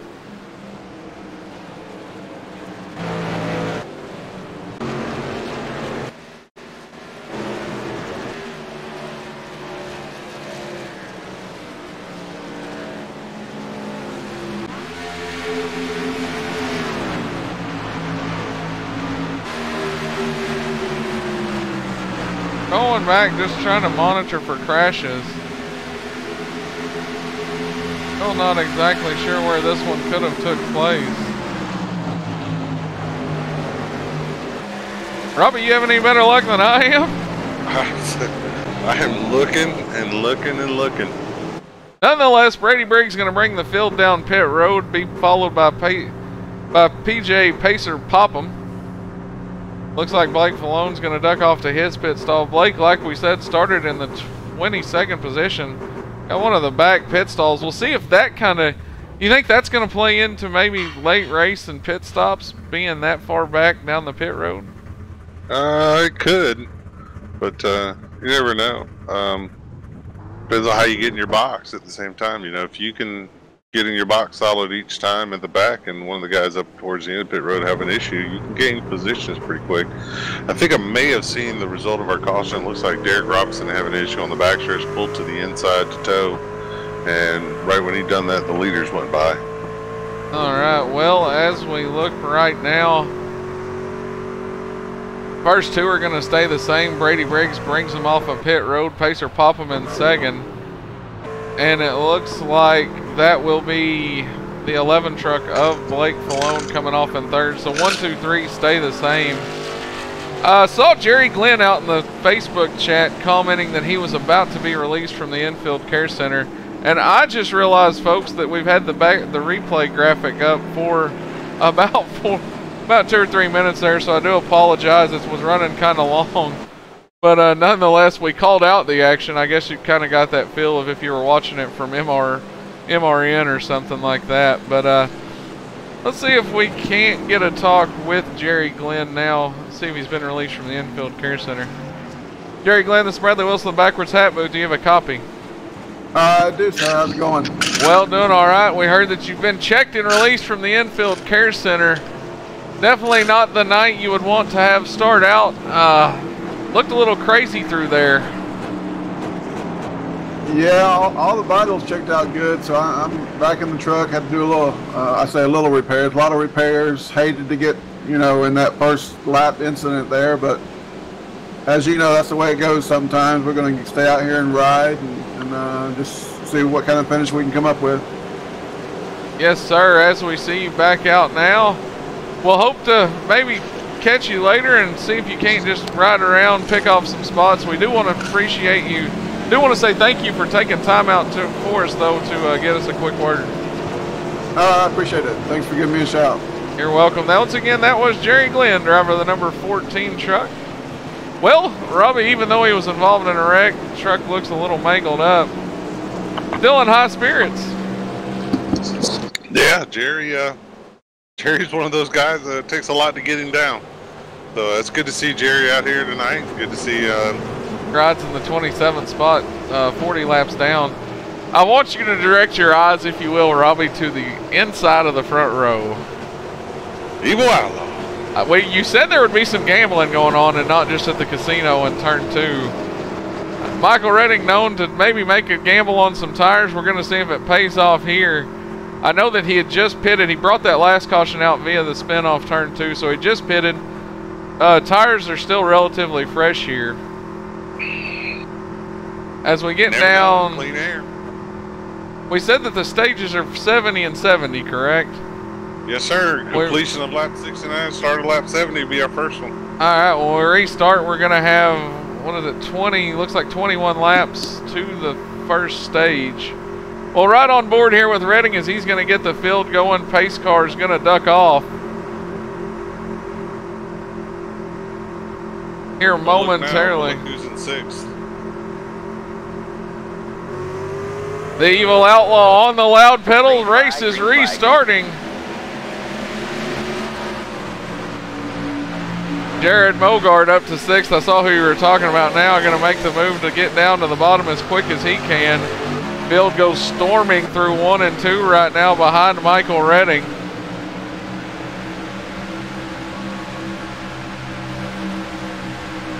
Got Ryan Broderick back here in the 14th position, battling with Joseph Anwar. 3 wide for second place. 3 wide off of turn number 4. Let's see how this shakes out. Mogard going to run the absolute bottom. Briggs going to give him a little room. We are still 3 wide. Redding gets a little out of shape. Looks like he catches it. Briggs and Mogard through. Now Redding in the wall. Hard contact to the 2 truck. Looks like he's just going to keep it in the wall. Let the field go by. All of that happens and allows Pacer Popham to grab the lead for the first time tonight. Brady Briggs is giving Jared Mogard all he can handle. Yeah, Brady Briggs does not like running third. He's going after him. Well, I tell you, a guy that I think we didn't pay much attention to, didn't really talk about, Jared Mogard, the guy who won 3 in a row up until last week, coming in here now, and he's gonna make his name known before the end of the stage. Well, he started 8th, he's up to 2nd. You've seen him do it time and time again. Get a look right in front of the rear end attached to one of the bars. This is the camera on Mogard's truck on the gearbox. Get a look at the trucks go storming through 1 and 2 again. Another driver back here kind of creeping up through the ranks is Welsenbach. I keep saying his name wrong. Welsenbach, though, you'll have to excuse me when you go back and watch this, Matt. Welsenbach? Yeah, Welsenbach is in the seventh. No, it is Welsenbach. But he is in the 7th position right now. Looks like he's going to try to make a move. Brady Briggs has fell back just a few spots. Now just kind of running the top, conserving that truck. Meanwhile, Blake Falone continues to be on the charge and has moved up into the 3rd spot again. Getting solid run for Blake tonight. Solid run. Get a look back here in the 13th position. 13 truck running 13th position. That is Joseph Andwar, the 3rd out of New York. Millennial Aviation on that number 13 truck.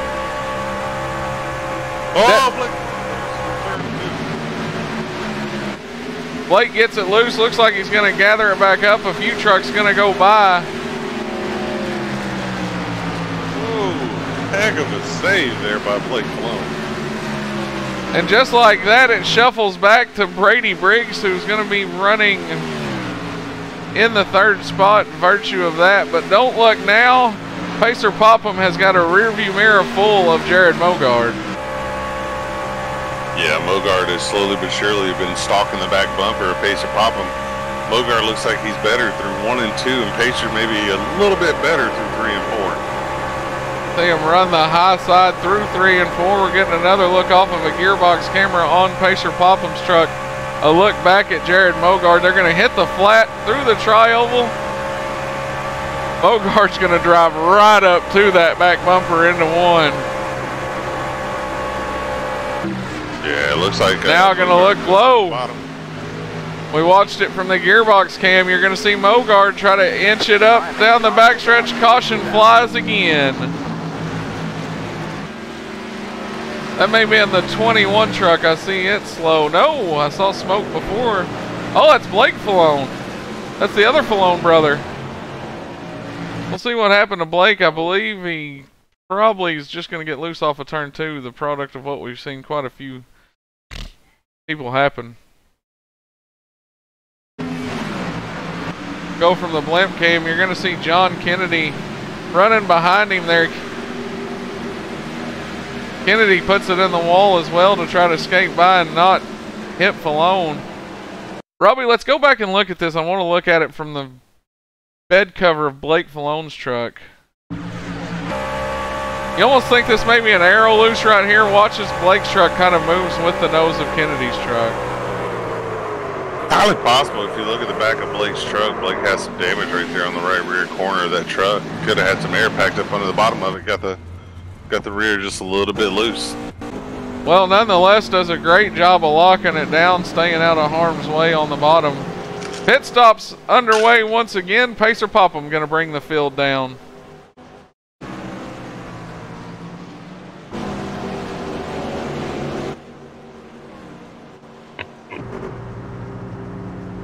Popham started in the 5th position. You're going to see him with that 5th pit stall.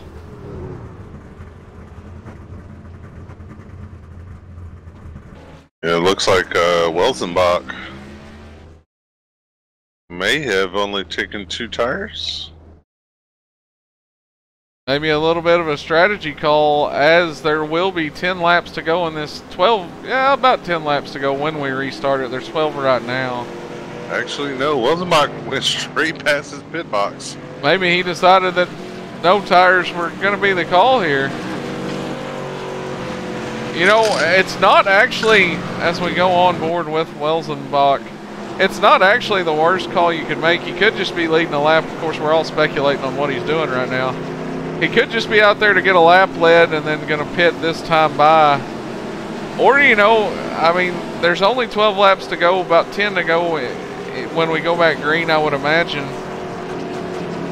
So, you know, with the cautions we've seen, he could, you know, he catches a caution, 2 at the most, and you're looking at a stage win.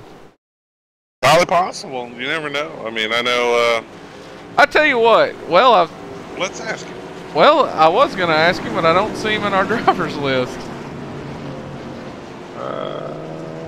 Unless I'm missing him. I'm looking at the Jaeger team channel, and it looks like I only have Zach Kreiser in that channel. So yeah, apparently we are missing him. Nonetheless, though, we'll see what he does here. We can only leave it to speculation at this point. But definitely, you know, like I said, some gambling going on here in the Heartland tonight. If it was the case of just trying to hang on for a stage. Never know. It's highly possible. I tell you what, one thing that I hope wasn't the case for him, I've had this happen to me before. You get used to following a certain truck on pit road. Every time you come into pit, you start basing your mark off of when that truck peels in. If that truck isn't in front of you anymore, and you're kind of used to seeing that one truck peel off, you know, you'll drive right by your pit box. I've done it several times myself. You know, Walzenbach has a live streaming channel. He live streams a lot of races. You can, from the cockpit of the 29 truck, and throughout numerous leagues he races throughout the week. I actually tuned into it a few nights ago just to kind of drop in and see what was up over there in Ender's World, I believe is the name you can see it under. You're going to see him come to pit road now. But I want to point out the fire suit and helmet. For a lot of you Star Wars fans out there right now are probably very happy, because that is, and correct me, I'm not exactly the Star Wars buff that, you know, a lot of people are, but I believe that is a Jedi helmet and a Jedi fighter suit fire suit. So definitely something cool feature you see, you know, Welzenbach have there. Yeah, it's definitely an X-Wing fighter pilot outfit. Whether or not it's a Jedi one, I can't tell you. I'm like you, I'm not the biggest, I'm not all the way up on all the Star Wars lore. You know, I love the Star Wars movies when I was little, but not a die-hard like some people.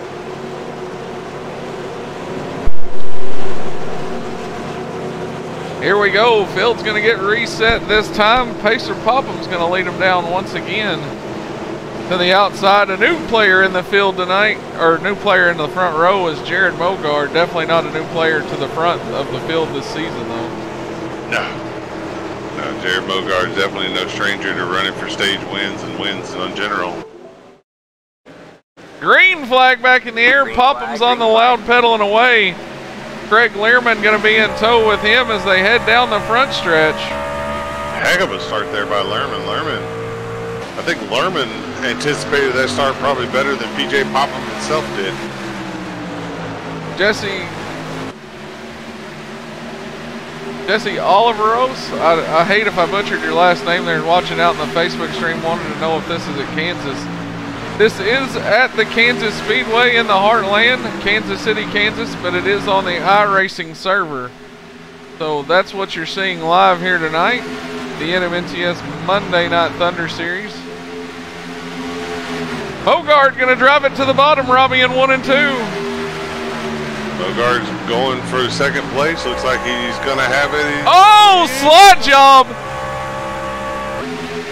Threw it deep, sold it cheap for second. Here comes Learman back to the bottom, though, with the crossovers. They're going to race through 3 and 4. Learman down there on the bottom digging hard. Mogard, though, has that momentum on the top side. And right now, Brady Briggs is trying to decide what lane he wants to follow. Brady Briggs definitely right there with his nose in the fight once again. He's going to go right to the tailgate of Craig Learman off of turn 2. He's going to take him 3 wide. 3 wide. Nope, thought better of it. We started to say 3 wide into 3 and 4. Brady going to tuck back in there, though. Maybe save that 51 truck just a little bit. heard his mama's voice in his head. Oh, don't do it. There is a gang of Chevrolets out there, Jesse. Chevrolets and Toyotas. Looks like the first four spots are Chevrolets. You'll find the first Toyota in the field. That is running in the 5th spot. It's Jared with Sean. Then a few more Chevys. Back to, man, I'm trying to find the next Toyota in the field. I believe it's the 42 truck. Yep, the 42 truck of John Kennedy's running 10th. So you've got one Toyota in 5th, one in 10th. Then they're kind of scattered out through the field. A big wreck in the opening lap of the race did take out quite a few good trucks. But you are right, definitely a herd of Chevys out there right now. Yeah, I tell you, Chevys tend to be the dominant truck over here in the NMTS series. There are some drivers that do run the Toyotas, but it seems like for the most part, the dominant truck tends to be that Chevrolet Silverado. Some people might say the heartbeat of America storming through the heartland, Kansas Speedway. See what I did there? See what you did there. Nonetheless, though. I still say it's only because they won't put the best truck in the field. Oh, the F-150? Maybe one day. You know, Matt Crafton switched to the F-150 this year. Yeah, but they all run those Ilmore engines now. Yeah. Well, we'll ride on board with David Heisa, get a look off the roof of, like Robbie and I have said, one of the cleanest trucks in the field tonight. You definitely got to like this old school throwback feel of it. Mogart to the inside of Popham as they go down the backstretch. Mogart going to look again. This time runs it down low, going to scoot right up there. Popham once again with the momentum. It's really kind of play that momentum game once the tires get this far into a run. Yeah, Mogart definitely killed his momentum there as Popham's able to stretch it out by about 6 truck lengths as they go down into turn 1. 2 laps to go to the end of stage 1. Want to give a call out to this guy in the 5-star drafting machine, number 85. He had the points lead through a lot of the early part of the season. Had a few bad runs that seen him slip a few spots. Still in the top 5 though. Once again tonight here at the Kansas Speedway, another you know, rough night, testing night for the 85 of Zach Lindgren.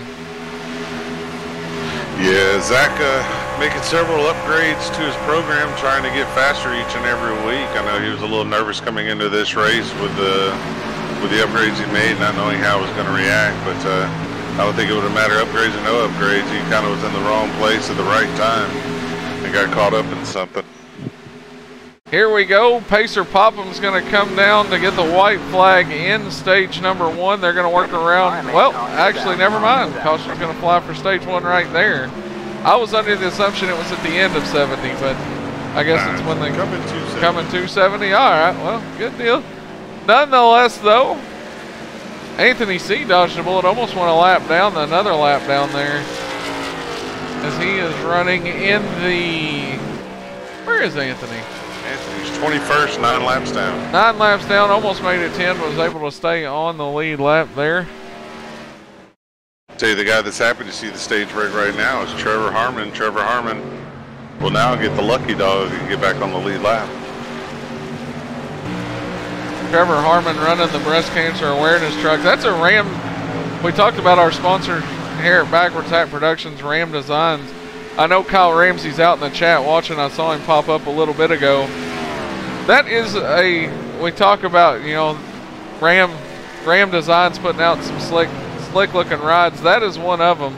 Of course, it's a little worn for the wear right now, but it is a breast cancer awareness truck. You Suck Cancer for Trevor Harmon there. So definitely wanted to showcasing some of those great looking trucks that we're always talking about. Yeah, he definitely has one of the nicer looking trucks. Definitely a good paint scheme on that truck, and I agree with his sentiment that the truck puts out there. Well, here we go. Field's going to come down to pit road. This is stage 1. The end of stage 1, it is a scheduled caution. Ryan W. Daniels out in the chat. I saw him say, man, what a race. definitely a heartbreak for the Iceman, Ryan Daniels. Got caught up in that early wreck. It's going to be scored right now in the 28th position, 53 laps down. If he doesn't manage to get it back out there, we'll hope to see him maybe. I believe Ryan is completely done tonight. There was a little hiccup. Mama Briggs out there, great stage, great race so far, holding my breath all the way. Well, Mama Briggs, he's currently in the 6th position right now after those pit stops. So definitely still in the top 10 in the fight. Truck's going to look as clean right now as it did when they rolled it off that WFO transporter. He's also carrying one of our tech cams, as you saw right there. Me scrolling through the cameras on the 51 truck. Blake Heather out in the chat. We're glad to see Blake tuning in. Most of you may have heard that name if you tune in to our Sunday night short track truck series with the Ram series. Blake Heather has been absolutely putting on a show. Won a breathtaking race the week before last. Was unable to make the race last night, but definitely always one of my favorites when we broadcast that series. We'll be looking forward to catching Blake back in action next Sunday night. Yeah, the Ram series puts on a good show every Sunday night in their short track truck series. Ryan Daniels.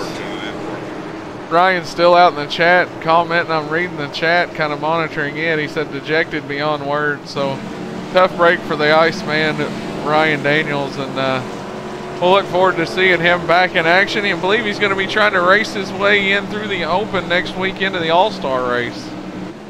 Yeah, don't count Ryan out next week at Charlotte. Charlotte's one of those tracks where Ryan's really good. I think Ryan Daniels, I'm not sure. I want to say Ryan Daniels won the fan vote last year. Yeah, Ryan did win the fan vote last year. Ryan won the fan vote last year, I'm pretty sure, to get into the All-Star race. So always a fan favorite here in the NMNTS series. Well, let's get a talk with Stage 1 winner, PJ Popham.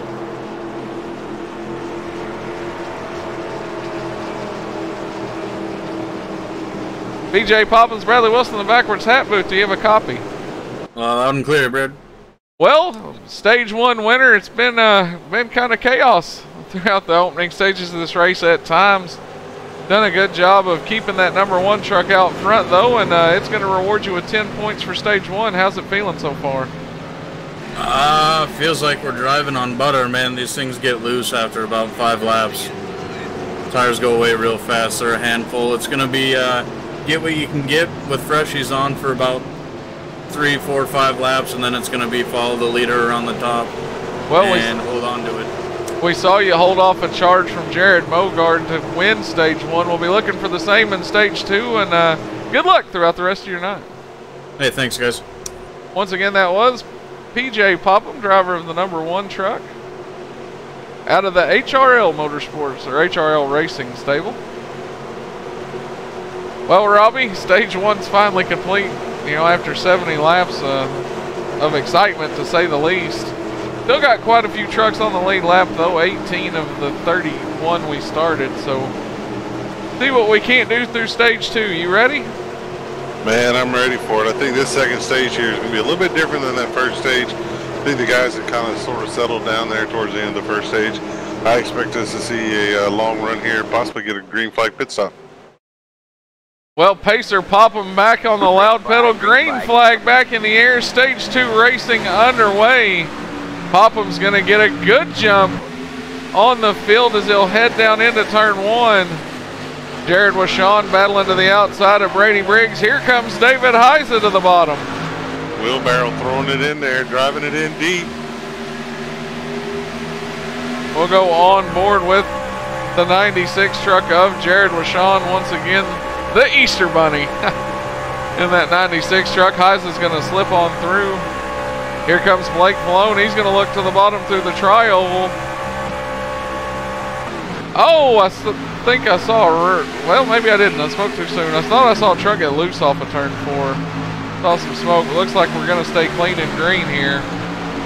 Yeah, right now these guys are putting on one. We're going to try to slide him out of turn number 3 right up to the wall. Bogart threads the needle, going to bring Learman with him. Briggs still trying to fight back on the bottom. Now going to slide in line there in the 4th position. Just as he slides in line, Jared Washon going to take it down to the basement and see if he can't do anything with Briggs. Yeah, I tell you, it looks like Brady had to crack the throttle there on the exit of turn 4, and it really killed his momentum down the front stretch.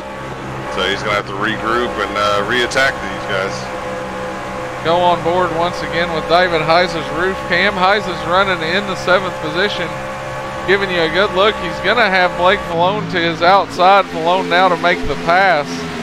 Give you a good look at the battle ahead, though. Don't look now, Matthew Welsenbach on the charge again. That was a look inside of Heise's truck. We'll get a look inside of the number 29 truck again. I mentioned it a second ago.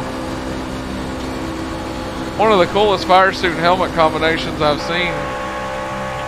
Right on the pillar with him, and now we'll go off the bed cover where Haas is gonna look to make a run at the bottom. Not gonna quite get there before turn 1 though. Fall back in line. Everybody kind of starting to single file out now. Yeah, everybody's starting to run their own little race here, trying to settle in. But as I say that, Brady Briggs drops to the inside of the 43 of Greg Lerman. Brady Briggs gonna drive to the basement, throw it deep, sell it cheap, right up to the door, contact. Both trucks through the grass. They're gonna lock it down. It looks like they'll keep them off the racing surface for the most part. Briggs gonna take it right back down. Finally gets it locked down. I saw him trying to get back on the throttle and get it off the racetrack. Well, we'll go back and take a look at it as we watched it live, but we'll give you a few different angles of it.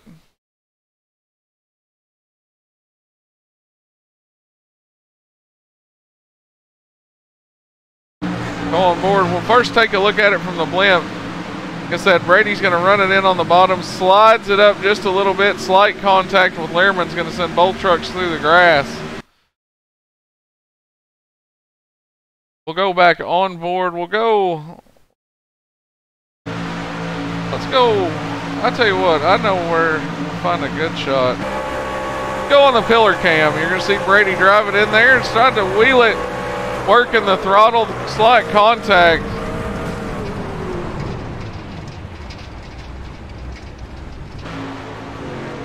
Learman's going to get it locked down, never really comes out of the grass. Tough break for both of those drivers, Robbie. They were running inside the top 5 at the time of that accident. Yeah, both drivers are having a solid run tonight, but it doesn't look like there's too much heavy damage on either truck. They both should be able to continue on and still have good nights tonight, but I think their opportunities for a win may have passed them by with that. Well, that was the 8th caution brought out there for 29 laps so far. Definitely been a wild night here in the Heartland, Kansas Speedway. I was just fixing to say, Robbie, you take this and you take that wreck and put it at Daytona, and it almost looked like the old Petty Pearson wreck through the tri-oval. Yeah, it almost looked like who was going to make it to the line first, but I tell you, it was the old adage of 8 tires turn better than 4 there, but unfortunately, it looks like 8 tires equals 8 tires through the grass, unfortunately. Get a look at the field coming off pit road there, courtesy of Jared Washon's roof cam. As Jared Washon comes out in the 3rd position.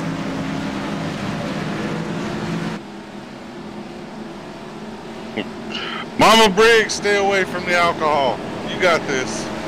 Uh-oh. Don't worry, Mama Briggs. Like I said, minimal damage to the 51. No contact with the wall made, so, you know, hopefully we'll see him continue on. But, you know, he ran up in the top 5 up until the time of that accident, so good showing for Brady Briggs in the 51 truck. As we continue to get a look at Jared Washon in the field, one of the movers, one of the guys who's just kind of been lingering around, you know, not really out of the top 10, kind of lingering around at times, is Ryan Broderick in this 32 truck, Robbie. Started 7th and currently running 7th. Ryan had a slight issue there at the beginning of the race, kind of fell back a little bit, but Ryan's Ryan's a lot like, I guess you could say a Matt Kenseth or a David Pearson. You know, he kind of lingers around there in the back, and then all of a sudden, he's out front and gone. I feel like he might have hit up the NASCAR Superstore, got some discount clearance items. As you see the Exalta fire suit and that famous Tide helmet that I believe that's almost a replica of the Tide helmet that DW spiked off the Daytona Winter Circle floors. Yeah, I'd say Roderick's a character. He's a fun guy to have around. But you can never count him out until the race is all the way over.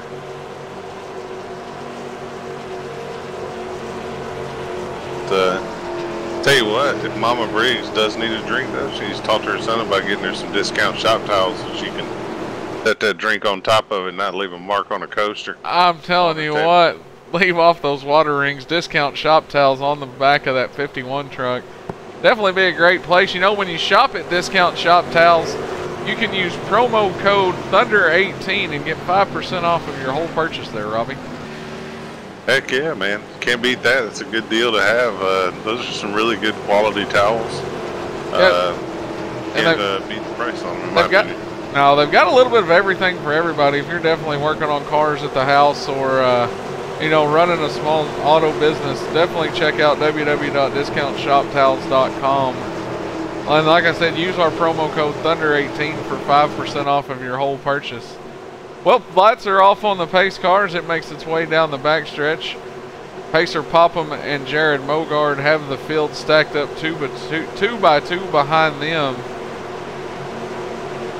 As we'll go on board, let's ride with Welzenbach. I keep saying his name wrong. Let's ride with Welzenbach. What do you say on the restart here? And I'll let you call it out. Sounds good to me, man. We get ready to go greeny here. Lap 84 coming to lap 85. These guys are ready to get it on one more time. Leader's going to be Pacer Popham with Jared Mogard to his outside. Jared Wishon in third. David Wilbarheiser in fifth. And they're on the loud pedal. Popham gets away. Green flag. Welzenbach falls back a little bit. Blake Malone's able to get by him.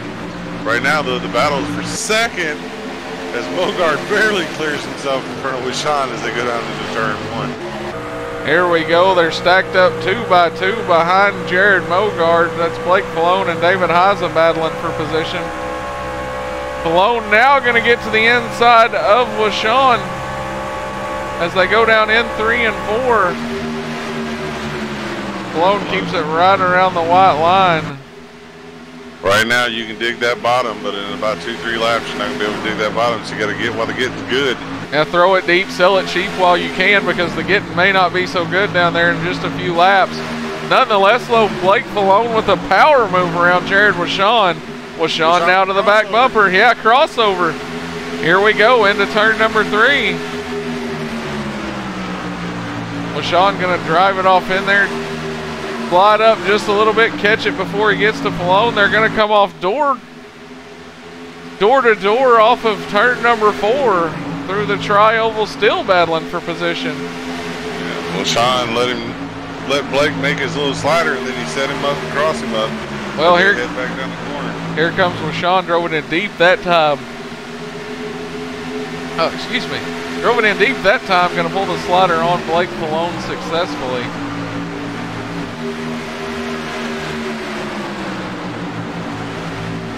We have passed the halfway point of the race. 87 of 167 still to go. Or no, I'm sorry, 80 of 167 still to go. We've ran 88 laps of 167. Still a good ways to go in this race. Like we mentioned earlier, this is the longest mileage and lap race these guys have run all year. You would think it would be at Charlotte, but nope, it's right here in Kansas. We'll go on board with a driver we haven't really talked a whole lot about tonight. Got caught up in one of those early wrecks, Spence Thompson. In the Savega Naturals number 89 truck. Tough break for Thompson as he runs. Currently he's the first truck a lap down. Unfortunately he's 4 laps down in the 20th position. You're still not out of it though. You can still make up ground, make up distance. So can't get too down on yourself at the moment. Got to keep your head up, keep digging. and you never know what's going to happen. Man, look at the truck of Scott Laco. It's been. We'll go on board to the roof cam, but that truck looks like it was put in a vise and looks like shortened on each side about a foot. I don't think he'll fit the templates after the race. No, I think that one's going to fail laser inspection, so maybe they'll give him a slide. I tell you, there's some action back here at the back. 27 of Trevor Harmon and the 14 of Jerry Glenn. Oh, that was close. Zach Langren now going to look to the bottom of both of those drivers. You know, I wouldn't say that there's a rivalry necessarily brewing between Jerry and Trevor. I do know, however, those two drivers have had some run-ins with each other, and like I said, that's not what I would call a rivalry, but it's definitely maybe a willingness to a lack of willingness to cut the other one a little slack. Yeah, I think at this point both those guys are out to prove a point to each other that they're here to win these races. And in order to do that, they're not willing to give up a square inch of racetrack. But I tell you, looking back in up front, Kelsey Rogers is starting to slowly make his way back towards the front as he makes his way to the inside of Ryan Broderick through 1 and 2 as they head down the backstretch. Kelsey Rogers was involved in an incident earlier. Looks like they do have the front end of that 36 truck knocked back out, though, and headed in the right direction. And Kelsey was your pole sitter, so we know he has speed tonight. The question is, were they able to get the truck repaired enough so that he can get all that speed back that he needs? Well, don't look now, but David Heiss is under fire for the 5th position. Welsenbach going to give him all he can handle. Heiss is going to kind of run the bottom, slide it up in front of Welsenbach, cut the momentum off. Now Welsenbach back to the bottom as we go into 3 and 4. Welsenbach going to throw it deep and sell it cheap. Here comes the slider. Oh, Heiss got out of it, no crossover.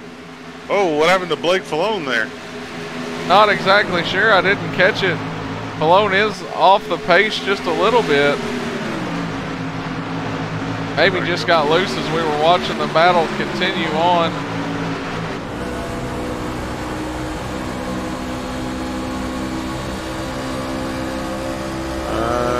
Looks like, Blake got up in the wall in the middle of 3 and 4, drove it in there a little deep, and unfortunately got up into the wall, made contact with the outside barrier there in the middle of 3 and 4. Back up towards the front, one guy who's proved a point and still out to prove another, maybe put an exclamation point on the point he's already proved. Jared Mogard's going to look to the inside of Popham, thought better of it, going to tuck back in line. Mogard is just kind of stalking the one truck right now, though. Yeah, Mogard is, I think at this point he's trying to play head games with Popham. Make Popham wonder whether or not he's going to make a move or not. And at this point, it looks like Mogard's perfectly content to sort of ride back there and show the nose every now and then. Maybe throwing a little intimidator fashion on it, trying to rattle his cage a little bit. As you saw him duck to the inside and almost have to get out of it to keep from getting into the left rear quarter panel of Pacer Popham. Yeah, I tell you, Mogard's been one of the hottest drivers in this series. He won 3 out of the last 4 races, and wouldn't surprise me if he gets 4 out of 5 tonight. Cody West out there in the chat watching as well. Sure appreciate you tuning on board all the way from Nova Scotia, Canada. Some of you don't know Cody, but Cody is the original co-founder of the NMNTS Racing Series. We started this thing together many years ago, many moons ago. So, Popham's in the wall. That's definitely going to change things. Think that maybe the cage got rattled? Well, it looks like going down the backstretch, looks like Moger got to the inside of Popham. They go into 3. Looks like the exact same thing happened to Popham that happened to Blake Falone the lap earlier. Got it a little loose.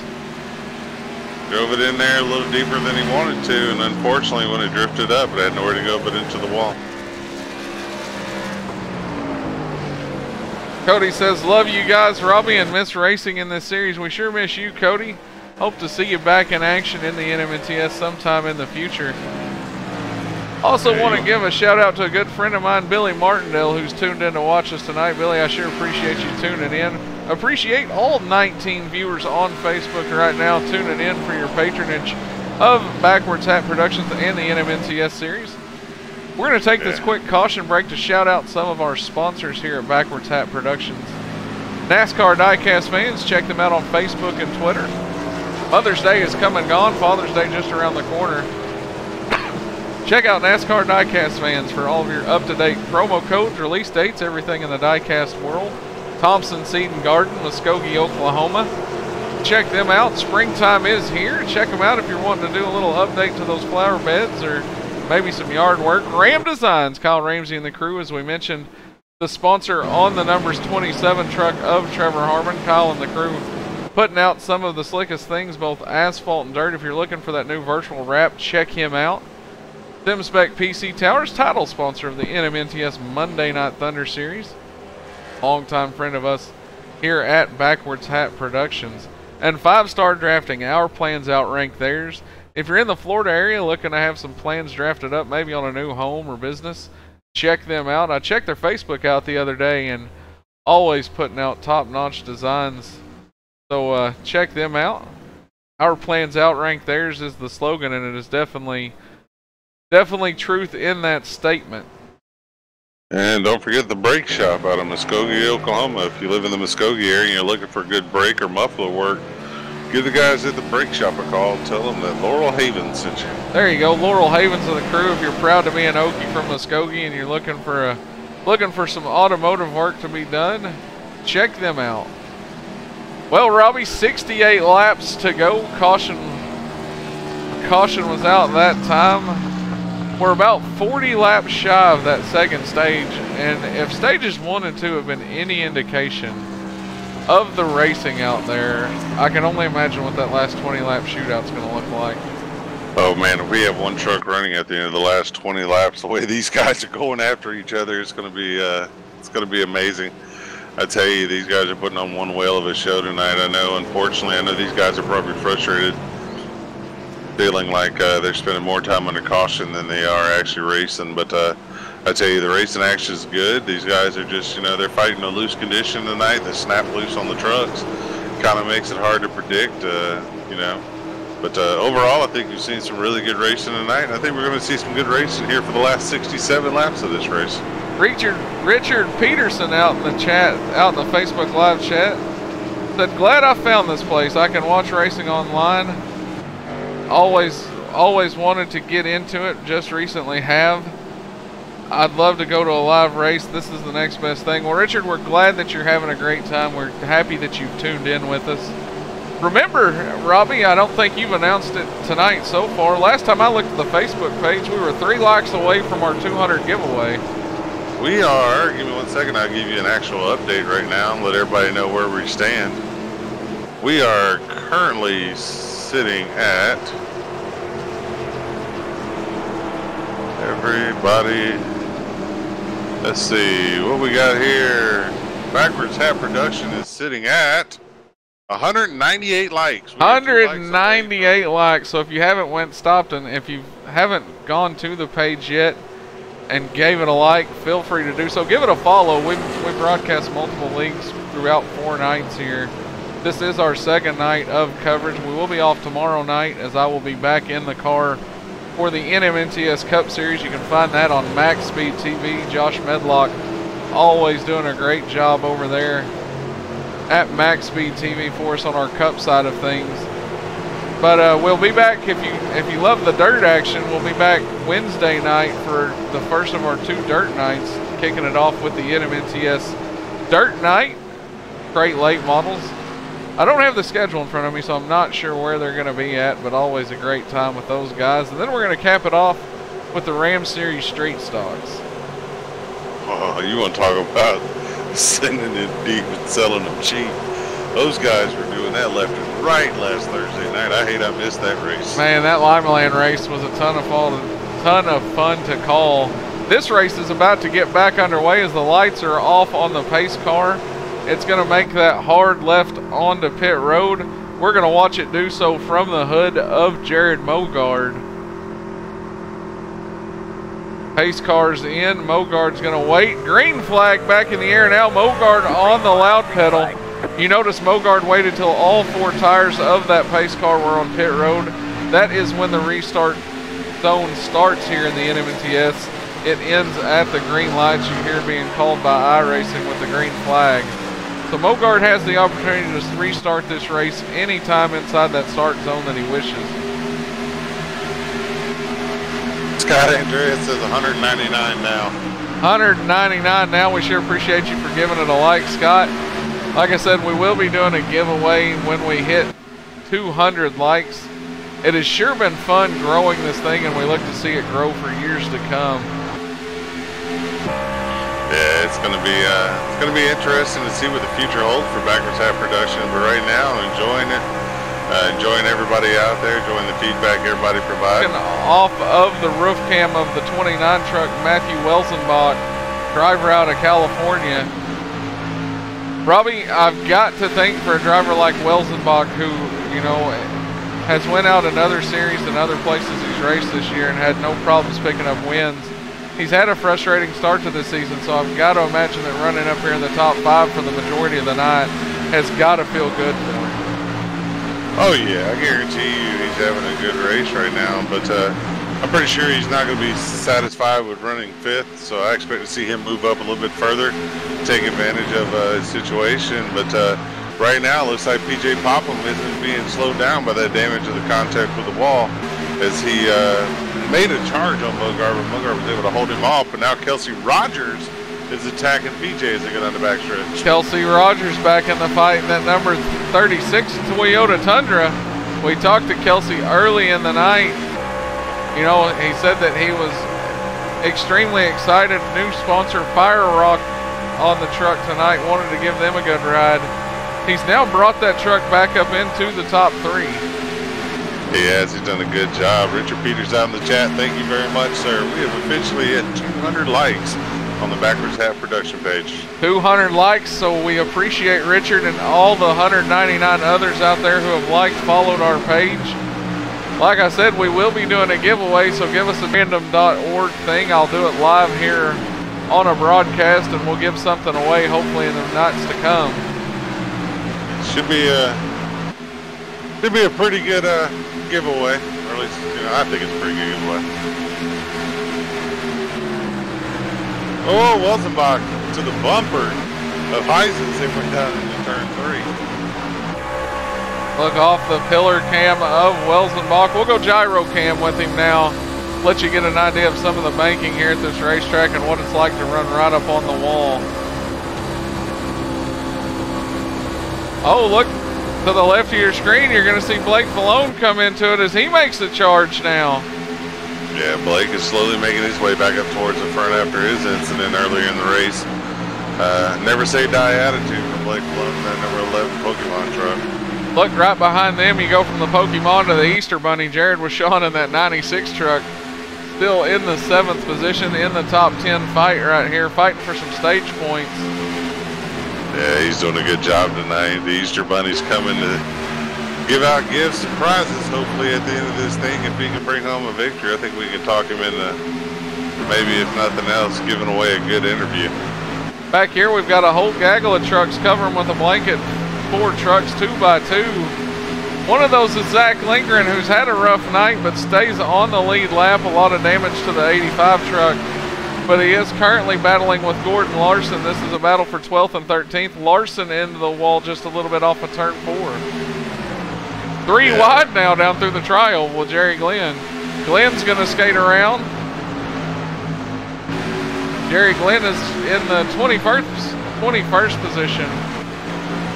40 laps down, so that is not a battle for position. He is going to scoot around those trucks that are battling for a position now, as well as Joseph Anwar. You'll see him in the fight here.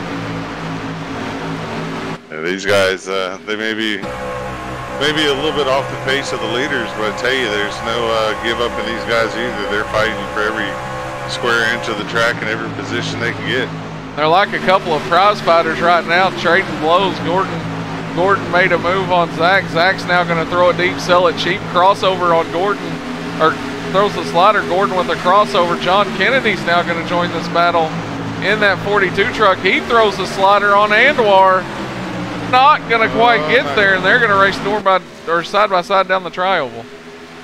Yeah, right now the guy riding behind him, Trevor Harmon's looking at him, wondering which line to follow and whether he should duck for cover in case one of these sliders go wrong.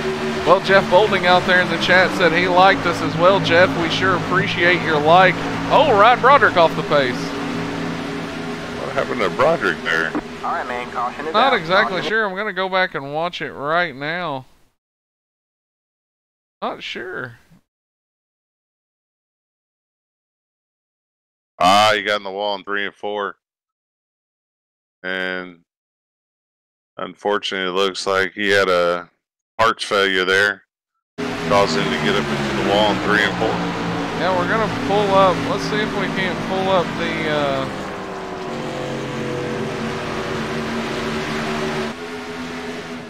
Go on board. Truck's still running.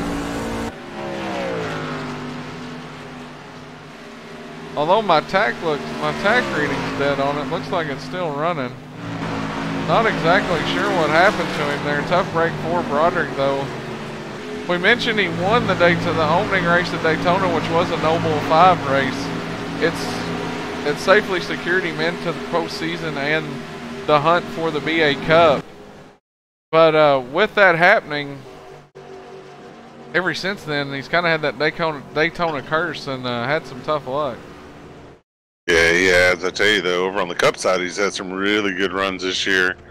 But I tell you, there's only 4 drivers that had the chance of locking themselves in coming out of Daytona, and so far he's been the only guy that's been able to win a no bull race to lock himself in. So, you know, the pressure's off as far as making the hunt, but definitely don't want to have bad races, and I know it kind of slows down your momentum, so I look for him to try and gather it back up and get going. Jeff Bolding said that he's tuned in right now from Talladega, Alabama. Once again, we thank you, Jeff. We will be at Talladega. The first time the trucks will see Talladega will be in the fall for the last round of the hunt. Yeah, last race of round 1 of the hunt. You know, with stage points going to be a factor in the hunt. You know, the hunt's already crazy when we go to Talladega. But, you know, unlike years past, you can't just go to Talladega and ride. You literally could be in a position where you're going to have to fight every lap tooth and nail for those points to get through to the next round. There's going to be a driver out there that's going to need to win all the stages at Talladega. I'm willing to put money on it. That's going to have to win both stages and possibly the race just to advance. Well, Robbie, I tell you what, let's see. Why don't you get an interview with Jared Mogard real quick? Actually, I'm looking to see. I don't know that I see Mogard. I don't see Mogard in here, so in my list of open. Kelsey Rogers is in here, though. Why don't you get a word with our 3rd place driver, Kelsey Rogers?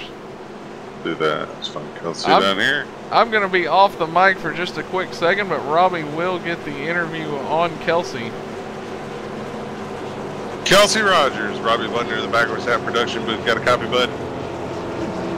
Yeah, go ahead. Well, Kelsey, man, you know, had a fast truck, put it on the pole, looked like you were in good shape, had a little contact with the wall earlier, but you battled back, made your way all the way up into the top 3 again. Tell us about the truck, and you think you got anything for him here for the finish of this stage and maybe the end of this race? It has been an interesting night. I'm not sure what happened with my computer going there on the first couple laps, but making our way back. These 2 in front of me are pretty quick. I don't know. We're gonna have to do something creative. I think we're all pretty equal. Well, I hear you, brother. You know, I know tonight you're debuting that brand new sponsor out there for everybody. You want to tell everybody about the sponsor again? Yeah, it's a Hawaiian-based brewery. They're named Kona Brewery Company. Fire Rock is probably their most popular beer. Well, heck yeah, brother. Well, hopefully we'll see you in Victory Lane and we can all celebrate with some Kiona beer there, man. I'm down.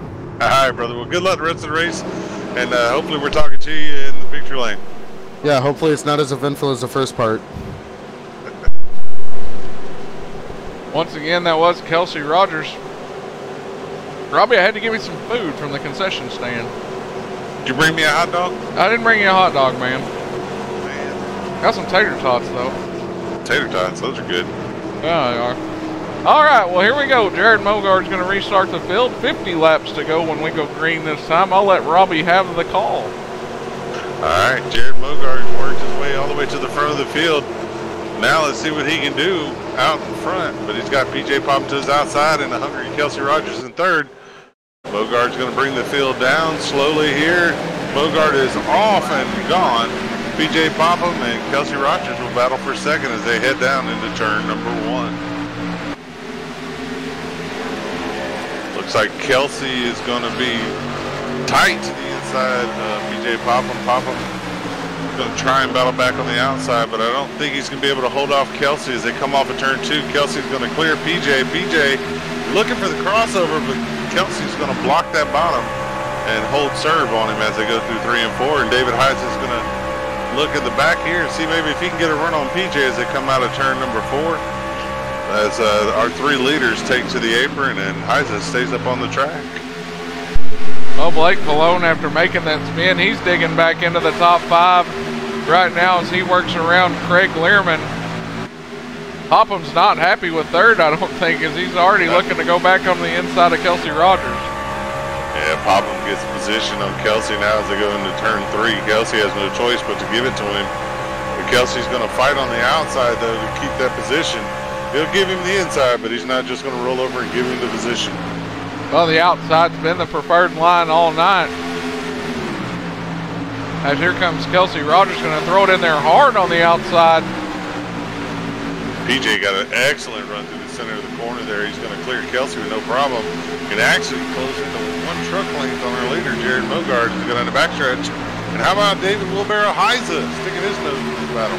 Nose in the fight. Kelsey Rogers found a little grip still in the bottom in 3 and 4. A couple of trucks almost got the wall off of turn 4, one of them being the 43 truck of Craig Learman. As you can cover those trucks right back there with a blanket. Craig Learman battling back from his contact with Brady Briggs. Learman has made his way back up to 6. It's setting now. Looks like he's going to set his sights on the 96 of Jared Wishon.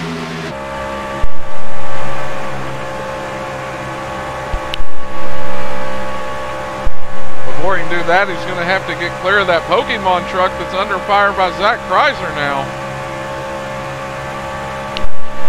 Yeah, Zach Kreiser slowly made his way into the picture. But we'll see how he fares as they head down in there. But I tell you, I just realized Welsenbach has fallen way back in the field. Welsenbach's fallen all the way back to 15th. Yeah, not sure if something's amiss on that 29 truck right now. He is starting to work his way back through traffic. Maybe a bad pit stop or something's had him mirrored back in traffic right now. He's slowly fighting his way back towards the front, but hate to see him lose all that track position that he fought all race together. Now he's got to try and make it all back up with less than 50 laps to go.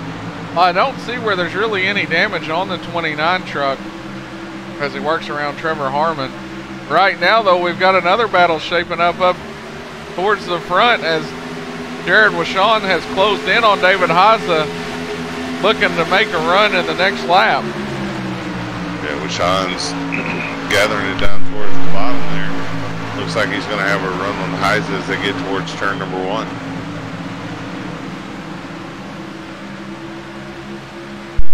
Runs the bottom, was unable to make the slider work. Now door to door into turn number 3. Wishon drives it even deeper off into 3. Crossover, not going to happen. Wishon threw it deep, sold it cheap, picked up the position. I tell you, that's a heck of a run tonight for David Heiza. And then number 711, you know, you really got to give him a shout out for keeping that truck up there, keeping it clean all night. He was able to avoid the carnage early in the race. And no matter what happens, solid race again for David tonight. We're going to go on board with Blake Malone right now as these trucks 2x2 in front of him. Kind of looks like a traffic jam on the interstate. Not a lot of places to go. Oh, Chrysler almost slid up in front of him. He caught it right before he did. I guarantee you that was almost a pucker factor event from Blake Malone. As Malone's now going to look to possibly make it 3 wide. Nope. Pick off in there. Oh, look, now all this has brought Brady Briggs right back into the fight. Mama Briggs, he's still out there, still hungry. Inside the top 10 in the 9th position in that 51 truck. Yeah, Brady's doing a good job. Looking at our Facebook chat, Richard Peterson says he's from Tioga, Pennsylvania. Not exactly sure where that's at, but glad you're tuning in, Pennsylvania. Good to see we got people all over the great states here watching, and usually we have a guy from Australia watching, but I hadn't seen anything from him tonight. Well, as we watch that battle between Briggs and Falone got the outside wall, lost quite a few positions, and he's now going to be under fire in the next lap or so by John Kennedy there. Yeah, John Kennedy, another driver who's had a wild night, caught up in several wrecks. Just kept battling back all night long. Looks like they've made several repairs to that truck, and he's in good shape now as he gets chased down Blake to the 9th place. Well, John Kennedy's got one of the... Oh, John Kennedy in the wall now. We were talking about he might have had the broadcast curse.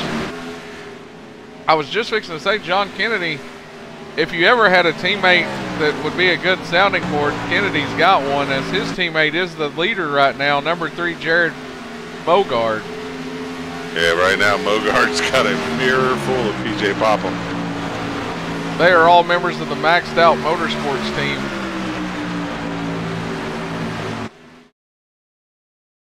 Bogard definitely got a mirror full of Popham through the tri-oval. Maybe this is a little reverse of what we saw earlier, Robbie, with Popham now going to apply the pressure and see if he can get Mogard to crack. Yeah, Mogard applied the pressure to Popham lap after lap after lap until Popham made a mistake. Looks like PJ's trying to return the favor to him. Oh, it looks like Kelsey Rogers on the backstretch.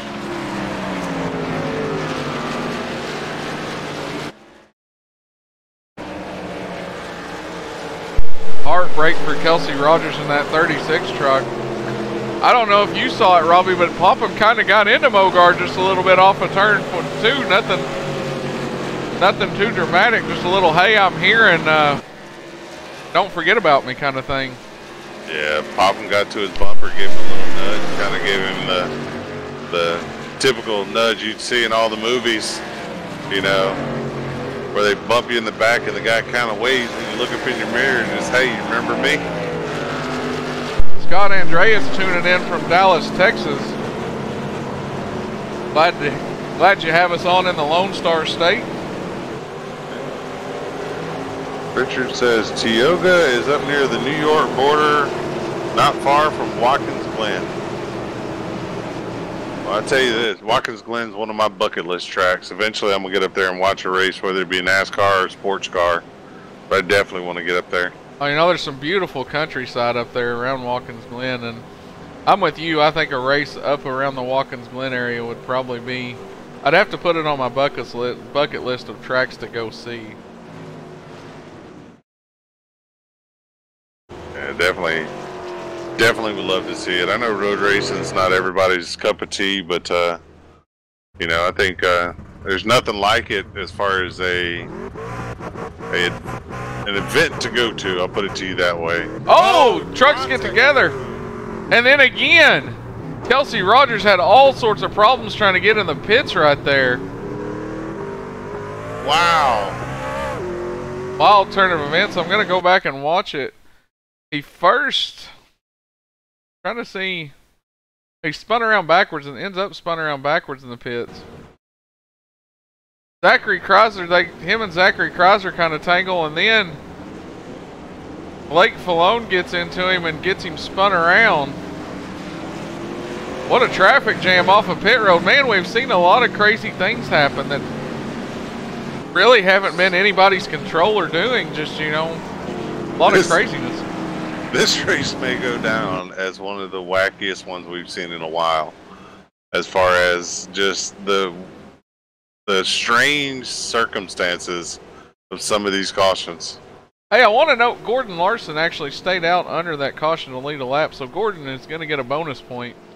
We mentioned Gordon Larson is your 2017 Grand National Series champion. That is what the Cup Series on Tuesday night took place of. So, you know, Gordon won that thing in a thriller last year at Homestead, and we want to give him a shout out. Tell you what, let's see if we can get a word with him. All right, let's do it. Gordon Larson's Robbie Buckner in the back with that production booth. Got a copy, bud? Yeah, I got you, Robbie.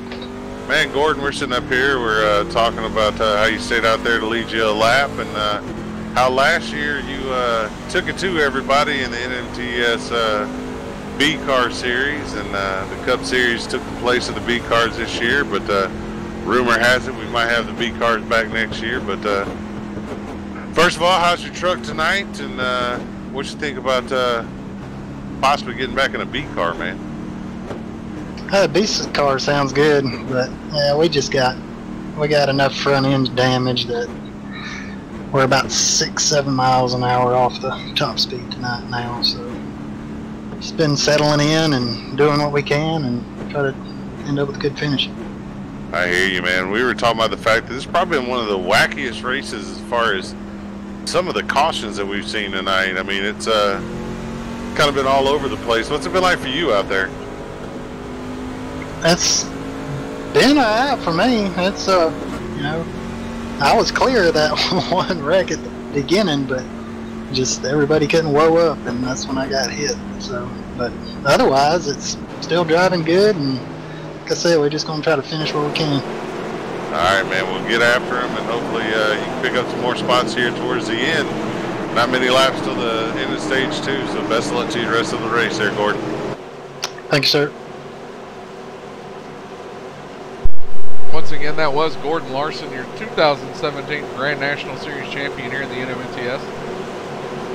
Well, Robbie, we saw Zach Chrysler get that contact with Kelsey Rogers as he tried to get to the pits, but Zach Chrysler's going to win the battle off pit road, and we'll let you have the call for the restart. Heck yeah. Going to be interesting to see how this works out for Zachary Chrysler. Zachary's going to have a chance to try and hold these guys off for a little over 5 laps. Waits on the pace car to make that hard left turn on the pit road. Pace car's in. Zachary is on the loud pedal and he's gone. Mogard trying to fight back on the outside. Right now, though, it looks like Blake Falone's going to have position on Mogard as we get down into turn number 1. Build storms into turn 1, 2 by 2 for second. Pacer Popham's now going to try to make the move on Mogard. These guys have been exchanging blows all night with who's been up front and who's not. Mogard almost pushes Blake Falone into 3. Falone gets loose in front of Mogard. Oh, Chrysler gets loose in front of the whole field. Popham does a good job of avoiding it. Chrysler on the bottom, he's going to lose several spots as they go down the front stretch. Definitely another one of those wild twist of events.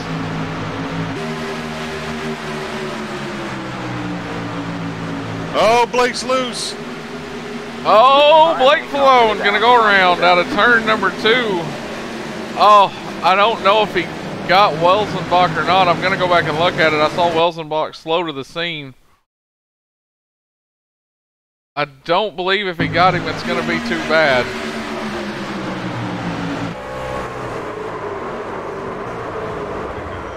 Not too bad. We're on board with Welsenbach right now. He just kind of got into him a little bit, kind of shrugged him off. We'll go on board with Blake Falone. And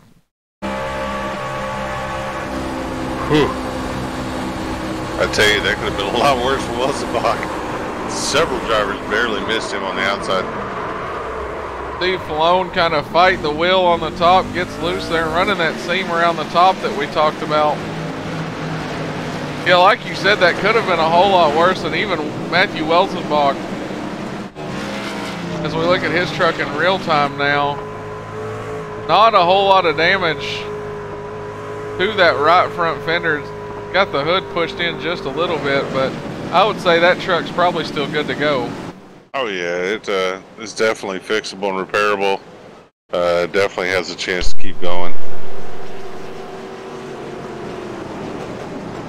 Tell you, not to pick on Blake Falone or anything, but his truck's nowhere near as damaged as Blake's is, and Blake's been up front all night long, battling with these guys. So definitely has a chance.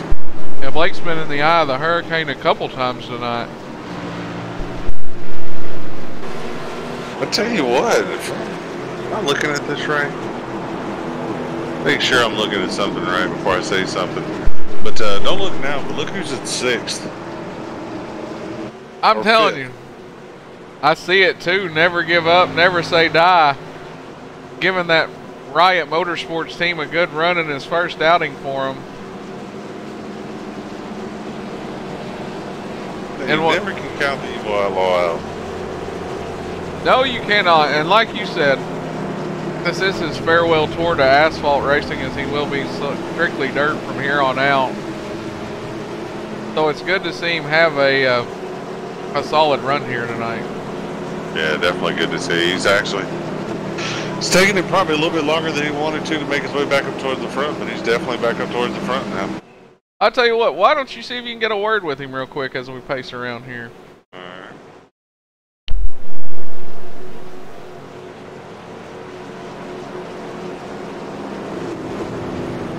Michael Redding, this is Robbie Buckner in the Backwards Hat production booth. Got a copy, bud? Yeah, go ahead. Hey, brother. Good to see you out here tonight. You know, you let us know tonight's the 2018 Farewell to Asphalt Tour for Michael Redding, the Evil Outlaw. We saw you get up front earlier, have a little issues, but when it's getting down to crunch time, turn and look, and I'll be dang if the Evil Outlaw isn't back in the top 5, man. Yeah, we just played a little strategy here, but I'm fixing to get swallowed up, I think. I just hope I don't cause nothing major, because we ain't got no power. You got no power? Well, man, I hate to hear that. We'd love to see the Evil Outlaw get up there and mix it up with these fellas, show them how it's done on asphalt, because we all know you can get it done on the dirt side. Oh, yeah. Yeah, this is going to be the end of it for asphalt for me this season. Just going to go back, focus on dirt 100%. Try to make a career of it and make the pros. Well, I hear you, man. We'll wish you nothing but the best on that side, especially the rest of this year. Hope you can go out and get you a couple wins, end out with a bang. And we'll all be cheering you on as 2019 approaches and you go after that pro license in the dirt. Yeah, appreciate it. All right, brother. Well, best of luck rest of the race. That was Michael Redding, your Evil Outlaw for TRN. Well, Robbie, here we go. Everything is led up to this one moment. In a little under half a mile, we're going to throw the green flag for 28 to go, or 27 to go. This will be the final stage. I would probably suggest buckling in for this one. Pulling those belts down tight one more time. What do you think? I think you might want to pull on them 3 or 4 times. And while you're at it, make sure the Hans device is connected properly. Make sure the fire suppression system's turned on. And make sure you've already got your wheel and testament updated, because this is going to get rough, rowdy, and we're fixing to throw down for 27 laps to the end of this thrilling race we've seen tonight. PJ Popham's going to make up the inside of the front row. To the outside of the front row is the 43 truck of Clint Gleerman. David Heise is going to be in row 2, and Welsenbach stays out to take on the outside. Yeah, this is going to be interesting. Mogard back there is the first guy on new tires, so it's going to be interesting to see if he can come through the field. Yes, it will. Here we go now. Pace car is going to get ready to make that hard left. It does. Popham wasting no time on the loud pedal. Oh, doctor, she's on. Here we go. 30, just under 30 laps is going to decide the winner. Craig Lerman got an amazing start on that outside of PJ Popham. Lerman going to be almost door to door with Popham through 1 and 2. The high side, not the momentum side just yet. Meanwhile, here comes David Heise. Old wheelbarrow digging deep, fit to throw it down in the corner like only Heise can. See if he can go out there and get on Popham. Popham's going to cut the momentum off going through 1 and 2. Get a look back here. We were 3 wide for just a moment with Gordon Larson, Brady Briggs, and Jared Mogard. Jared with Sean, they're all trying to make their way back to the front. They're just battling their way back towards the front. It's going to be interesting to see how this does. Brady Briggs, another one of those drivers, really fast early in the race. Can he make a charge back towards the front? Well, here comes Kelsey Rogers. He's on the charge, trying to get around the 13 of Moga, or 13 of Joseph Andwar and John Kennedy. 3 wide. Andwar going to slip up just a little bit in front of the 42 truck. John Kennedy going to make that truck even wider now. Here we go. Kennedy's going to duck back in. Now he's going to go to the bottom. They are jockeying for positions back here, 10th, 11th, and 12th. Man, this is some good racing here coming towards the end of this race. These guys. Oh, Trevor Harmon around. I saw it coming. Trevor Harmon and Redding get together, going to collect the 818 of Derek Robinson. We will go back and take a look at it. Like I said, I saw it happening. Didn't mean to cut you off there, Robbie, but I almost figured. I didn't figure, but I had a feeling that maybe we were going to see this happen. Yeah, it looks like Trevor might have misjudged being clear there on Michael, and came up and pretty much came across his nose, and from there pretty much from there it was just on. That's all she wrote. We'll go back and look at it from the onboard camera of Michael Redding. Then Redding's kind of running the top right here through the corner. You're going to see Trevor Harmon come into the left side of the picture and then never really stopped coming up. Like I said, may have thought he was clear, just misjudged it a little bit. Tough break for the Evil Outlaw. We'll go back and look at it one more time. This time is going to be from the blimp cam. Actually, I want to look at this from, once again, Ronald White's camera, because Ronald White come into it again.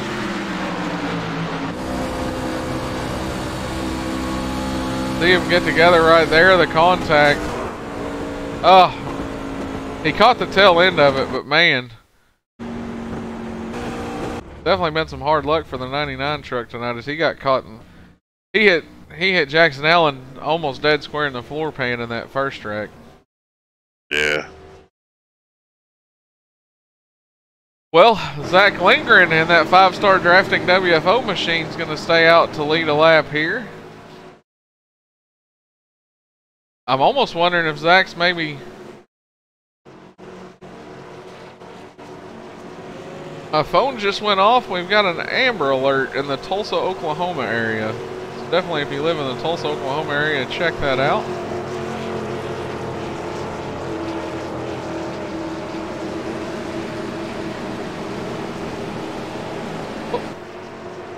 Lost the video for a second. 1 second here. Get it pulled back up. I was looking at something in the chat. Yeah, that's what I was looking at. Lost the video as we continue to pace around here. Laps winding down. There we go. We got the video pulled back up. Oh, I had the video pulled back up. Robbie, you may have to monitor the Facebook stream from here on out. Zach Lindgren's going to bring it to the pits nonetheless. Like I said, I thought he was just going to stay out there to lead a lap, and he did. That is going to turn the lead back over to... Bruce, if you're watching on a cell phone and you have your phone turned sideways with the full screen and you have chat quite to the right, and that little circle that you see will disappear. That's a Facebook thing. There's nothing we can do about that. What is it? It's, I believe it's the live symbol that's walking.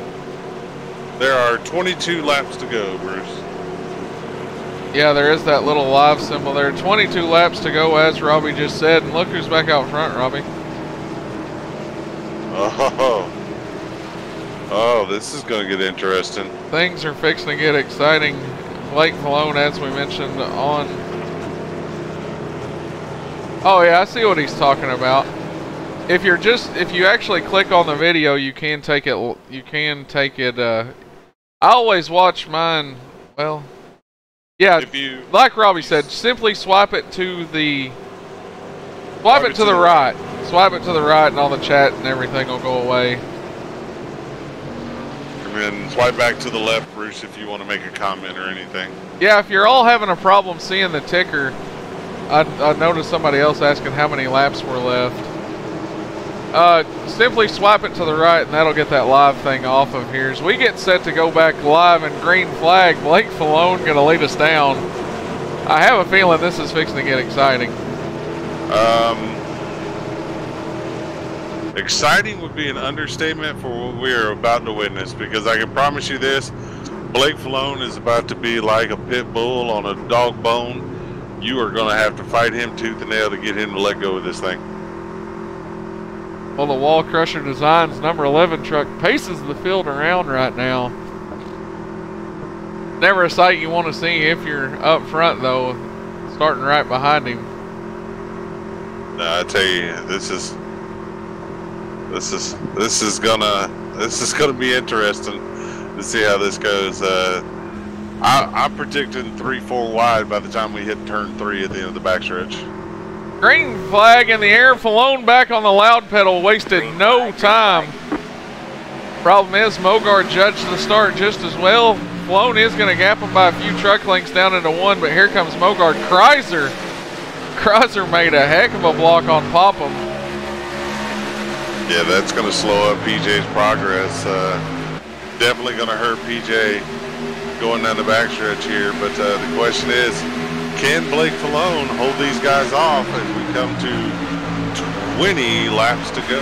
We were 3 wide in the back of the pack. Now we're 2 wide, but cover these trucks with a blanket. You've got Craig Learman, Matthew Welsenbach, Jared Washon, and a host of other trucks right now. Caution is out on the Speedway. Not exactly. Oh. Spence Thompson. Oh, no. Tough night for Spence. Just got even worse. We're going to go back and see what happened to the 2016 champion.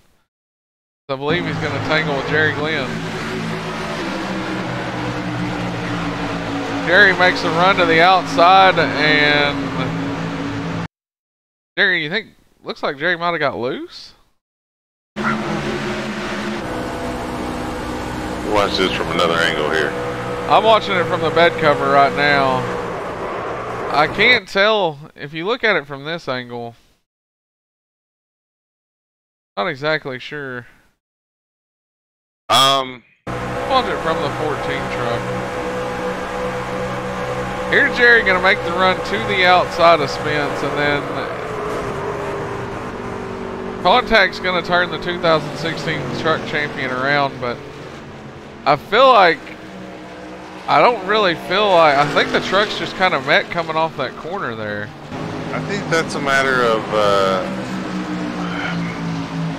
conversation. You know, a lot of the drivers talk about a lot of the time, especially at a track where people tend to cut dog legs and tend to use the apron a lot. Some drivers don't use the apron, other drivers do use the apron. I think that's just a matter of Spence was going to stay up on the racing surface and not go down to the apron. And I'm thinking Jerry may have thought that Spence was going to head down towards that apron, and Jerry had already started making his arc down towards the low side coming off that corner. Well, either way, it is a tough break for Spence Thompson because Jerry Glenn's in the 21st position right now. He is 39 laps down, and Spence Thompson was inside your top 15 when that occurred. So nothing you want to see nonetheless, but it's, you know, just one of them deals that can sometimes happen. Yeah, definitely. Definitely a tough break there for Spence. Fought hard to get back on the lead lap, and Mama Briggs out in the chat just commented in and said Blake has 9 lives. Blake is almost like a cat. He's got 9 lives for sure. We'll see if he's used them all. That's the question. Oh, he tried to fake him out down pit road. He got a few to buy it. Mogard was going to follow him down there, and then Blake whipped it back right before the commitment cone to bring it back up on the racetrack. yeah, Blake's probably got 900 lives, to be perfectly honest with you, Mama Briggs. I tell you what, I'm going to get a talk with a man who is sitting just outside this thing and could be the spoiler right now. David Hines, this is Bradley Wilson, the Backwards Hat Booth. Do you have a copy? Hey Bradley, how's it going? It's going, man. Solid top 5 run right now. I'm sitting here watching that 7-Eleven truck. It's looking pretty good. Do you think that you could possibly play the spoiler in this thing? You know, if there's a late caution with about 5 to go, I think we can. Outside of that, I'm using the tires up too much, so we'll see how it goes. Well, we're going to have about 14 laps to go, around about 13, 14 laps to go when we go back green here. Nonetheless, though, it's a great top 5 run tonight for that HLR 7-Eleven truck. We just wanted to get you up here a moment and see what you thought. Man, this race has been kind of crazy. Yeah, it definitely has. I mean, the front 5, 6 have been pretty consistent. Outside that, you know, we've seen a lot of action behind us, so just waiting to see what these last 15, 16 laps bring. Well, good luck. Congratulations on keeping that truck clean so far. It looks like it just rolled off the transporter, so not a whole lot of even scuffs or marks on it. We'll let you get back down to business, though, here, and good luck. Maybe we'll be talking to you in Victory Lane. All right, sounds good. Thanks. Once again, that was David Heisen in the 7-Eleven. David's another one of those guys, Robbie, that's always upbeat. Yeah, man, I love me some Heisa. I'm particular. I may be a homer when it comes to Heisa. Heisa is one of those guys I have a soft spot for personally. So any chance we get to talk to Heisa, I'm all for it. Man, I'm telling you, David Heisa is kind of, you know, like I said, he's one of those guys that he's real slow to anger and real easy to get along with. I have heard him get angry, though. He's kind of like Ricky Rudd, kind of like the Rooster. Oh, dude, when you piss Heisa off, you're gonna know you pissed him off. There's no hiding it, but it definitely takes a lot to get him upset. He's probably one of the nicest guys in this entire league, in my opinion.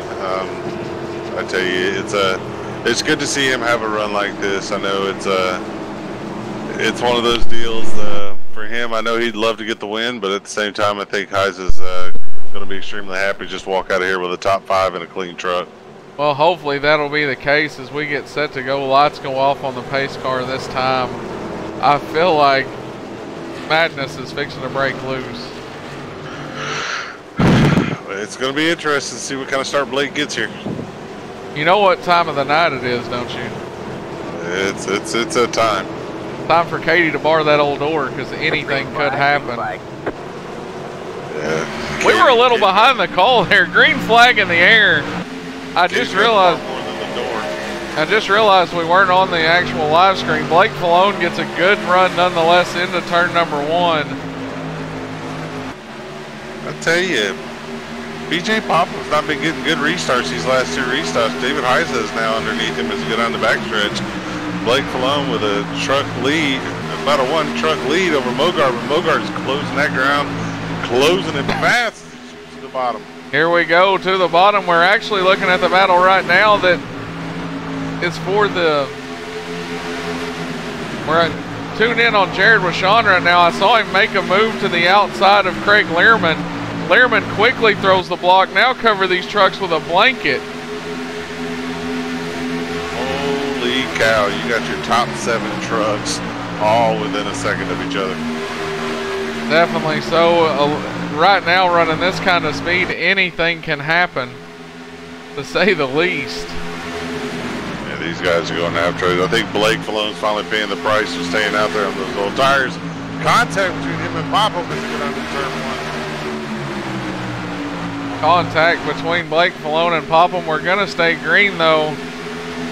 Brady Briggs trying to fight off of Kelsey Rogers a little further in the pack, but right now, don't look now. Old Wheelbarrow's going to throw it in there deep. We'll see if he can get the run. Looks like he's going to hold it actually to the bottom. There's still a lot of grip right now as the restart's just taking place. You can run it. You don't have to run it up to the wall. Nonetheless, though, Kreiser is going to hold off Heisa for the time being. Heisa's got a teammate, Craig Learman, right now. We'll go on board with Learman as he watches this battle. Yeah, I think Heisa kind of killed his own momentum there off of turn 4.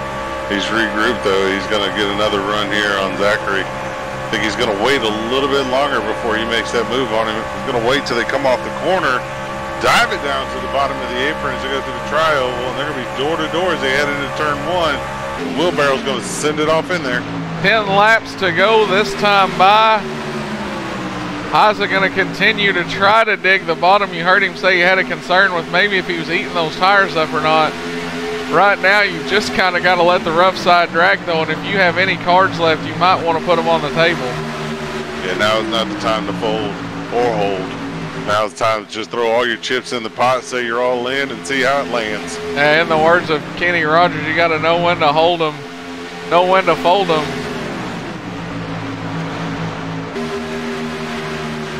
But tell you though, Mogar's not getting away from Chrysler. Oh, Chrysler's staying right there, about 0.3 of a second back. Here comes Jared Washon, though, in the Prodigy Racing Association 96 truck, the Easter Bunny. Going to now look to the bottom of PJ Popham, not going to quite get the run. That's going to allow Learman to get back to the outside of Washon, but you've almost got to wonder if Washon's going to pay back that little block we saw a few laps ago from Learman. It's highly possible. You're down to the nitty-gritty at this point. You're not going to give an inch. As a matter of fact, there it is. Throws it deep, sells it cheap. Learman with the crossover, though. We're going to race down into turn number 3. Learman runs it in a little higher than usual. Maybe trying to cut that distance where Sean could go off. Nonetheless, Sean's going to motor back around him. And here comes Haza to second around Chrysler. Here comes Welzenbach back into the mix. Welzenbach's up inside the top 10 now, running 7th, as he'll look to get around Craig Learman this time.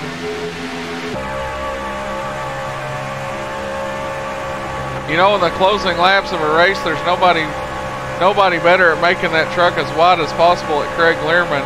Some people have almost called him the Ryan Newman of this league. Very hard to get around, and if you've got around him, you know that you've done something. Yeah, Learman doesn't give anything up easily. Learman's going to make you work for every ounce of it. He'll run you as hard as he can, much as he can. But you definitely earned your spot when you get around Learman. Well, here we go. Haza now cover these 3 trucks with a blanket. This is the battle for second. PJ Popham's in the wall. Oh. Popham's going to slide back. Looks like everybody's going to stay clear of him. On back to Brady Briggs and Blake Malone. I thought I was going to have a Norm Benning moment for a minute there when I took over second. Chrysler gets back around Haza. Now these drivers have exchanged that position about 5 times in the last 3 laps. And this is allowed Mogard to just stretch it though. Well, it's allowed Mogard to stretch it, and here comes Jared Washon back into the fight now. Still got 17 people out there watching on the Facebook Live side of things. We sure appreciate it. And if you have tuned in on YouTube, the YouTube side of things, we appreciate you over there as well. We know the patrons at the Cowboys of Colorado tune in every Monday night to watch the Monday Night Thunder action. Of course, their driver Kenny Yont's not in attendance tonight. But nonetheless, we want to thank all the patrons there for tuning in and supporting the series. Yeah, most definitely. I tell you, this battle Haza just threaded the needle. Haza's a man on a mission. He is not going to give this up. Slider on Chrysler. Here comes Haza once again. You know, I have a feeling right now that David Haza's almost mentality's got to be, if you can't win the show, be the show, because he just threaded the needle through the tri-oval and really shake things up. And here comes Jared Washon now to the inside of Chrysler. Yeah, David Haza is able to get through the middle there and take over second place. He's put a little bit of distance between himself and Chrysler and Washon as Washon gets to the inside of Chrysler. But don't look now, Craig Learman and Welzenbach have gained on him along with Kelsey Rogers. I saw second place now. I saw Welzenbach close up to the rear end of Craig Learman. Learman through the block, couldn't really make it happen. We're going to go 1 to go this time by. We're going to stay right here with this battle because, to be honest, this is the best one on the racetrack. Haza has gotten clear of these guys, but right now the battle rages on.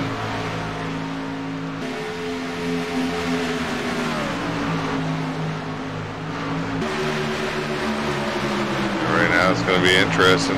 Anthony's got one last chance to try and get to third place, get that last podium position as he drives it in down in turn 3. But he's going to have to back off. That's going to allow Lerman to get to his inside. Here comes Jared with Sean, Kreiser, Lerman. They're all coming for the line. It's going to be a drag race. Kreiser throws the block on with Sean to hold on. Uses the lap car, Jerry Glenn, as a pick. David Heiza, career high finish of second place. Congratulations. I'm sure we're going to talk to one ecstatic David Heiza in our post-race interviews right now. But, man, hats off to this man. You know, stumbled a little bit in Dover last week. Saw the winning streak come to an end, but right back to where he picked it, or right back to where he left off. Yeah, I tell you, it's a good race tonight. Awesome to see some of these guys get the finishes that they got. It's going to be one heck of an interview we're fitting to have here in a little bit, is all I can tell people. Yeah, definitely so. As you see him start to do the burnouts, burning it down on the front stretch. Tonight's winner, number 3, out of the Maxed Out Motorsports camp, Jared Mogard.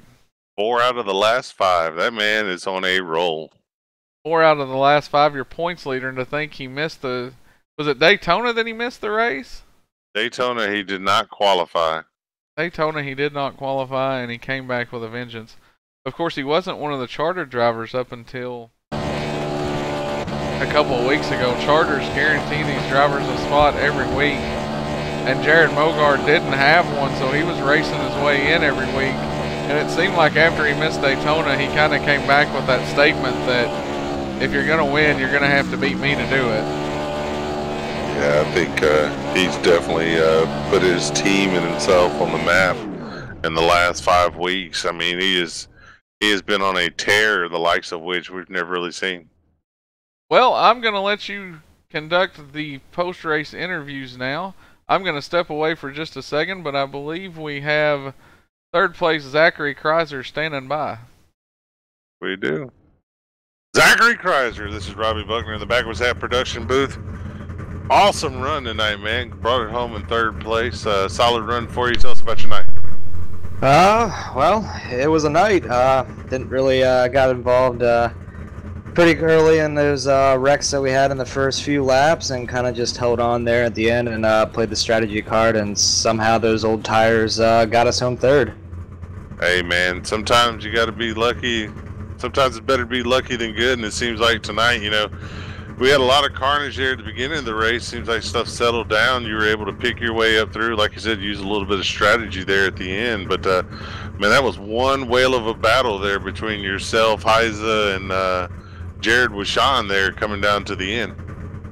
Yeah, it was a clean battle. I was trying to those tires were holding on there until about 3 or 4 to go, and it was kind of just holding on and just trying to keep that high line and that momentum to try to keep them behind me. So you know, I didn't really have anything for those guys up there. So I feel like third tonight's definitely a victory, man, in the grand scheme of things. Well, heck yeah, brother. You had a solid run. Definitely was good to see. Anybody out there, any sponsors, anybody you want to give a thank to and a shout out tonight? I just want to thank Hope for Paul's, Young Gun Creations, and just everybody at the Jaeger Motorsports team. And appreciate you guys putting on a great broadcast. And yeah, that's about it. Well, man, most definitely go down there and debrief with the team, celebrate a hard-fought third-place finish, and we'll see you next week. I appreciate it. I'm gonna go catch some Z's here. Well, I hear you. That's your third place finisher, Zachary Kreiser.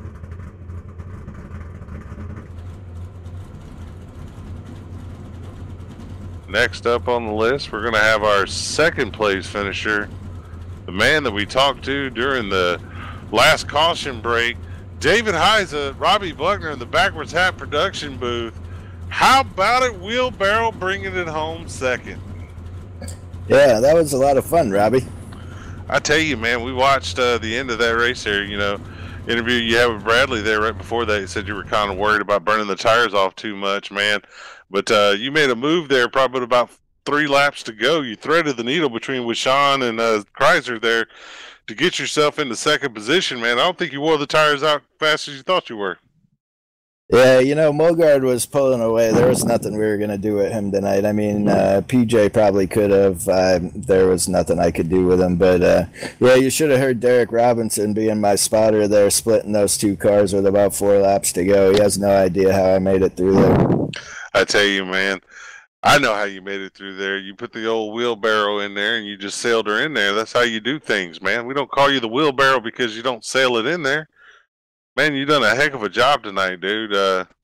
Personally, I'm awfully proud of you. I know your team's awful proud of you. Man, it's so good to see a good guy like you come home with a solid run tonight, man. Is there anybody out there you want to give a shout out to? Yeah, I want to thank my teammates, HRL, and then the alliance with HRL too. You know, they're a good bunch of guys. Enjoy running with them, you know, Monday and Tuesday nights. And thank my mom and dad. I'm sure they're out there watching now. And thank the broadcast crew for all you do. Hey, man, it's our pleasure, especially on nights like tonight when we get to see a guy like yourself go out there and put on a show for the fans the way you did. That is your second place finisher, Mr. David Wheelbarrow Heiza.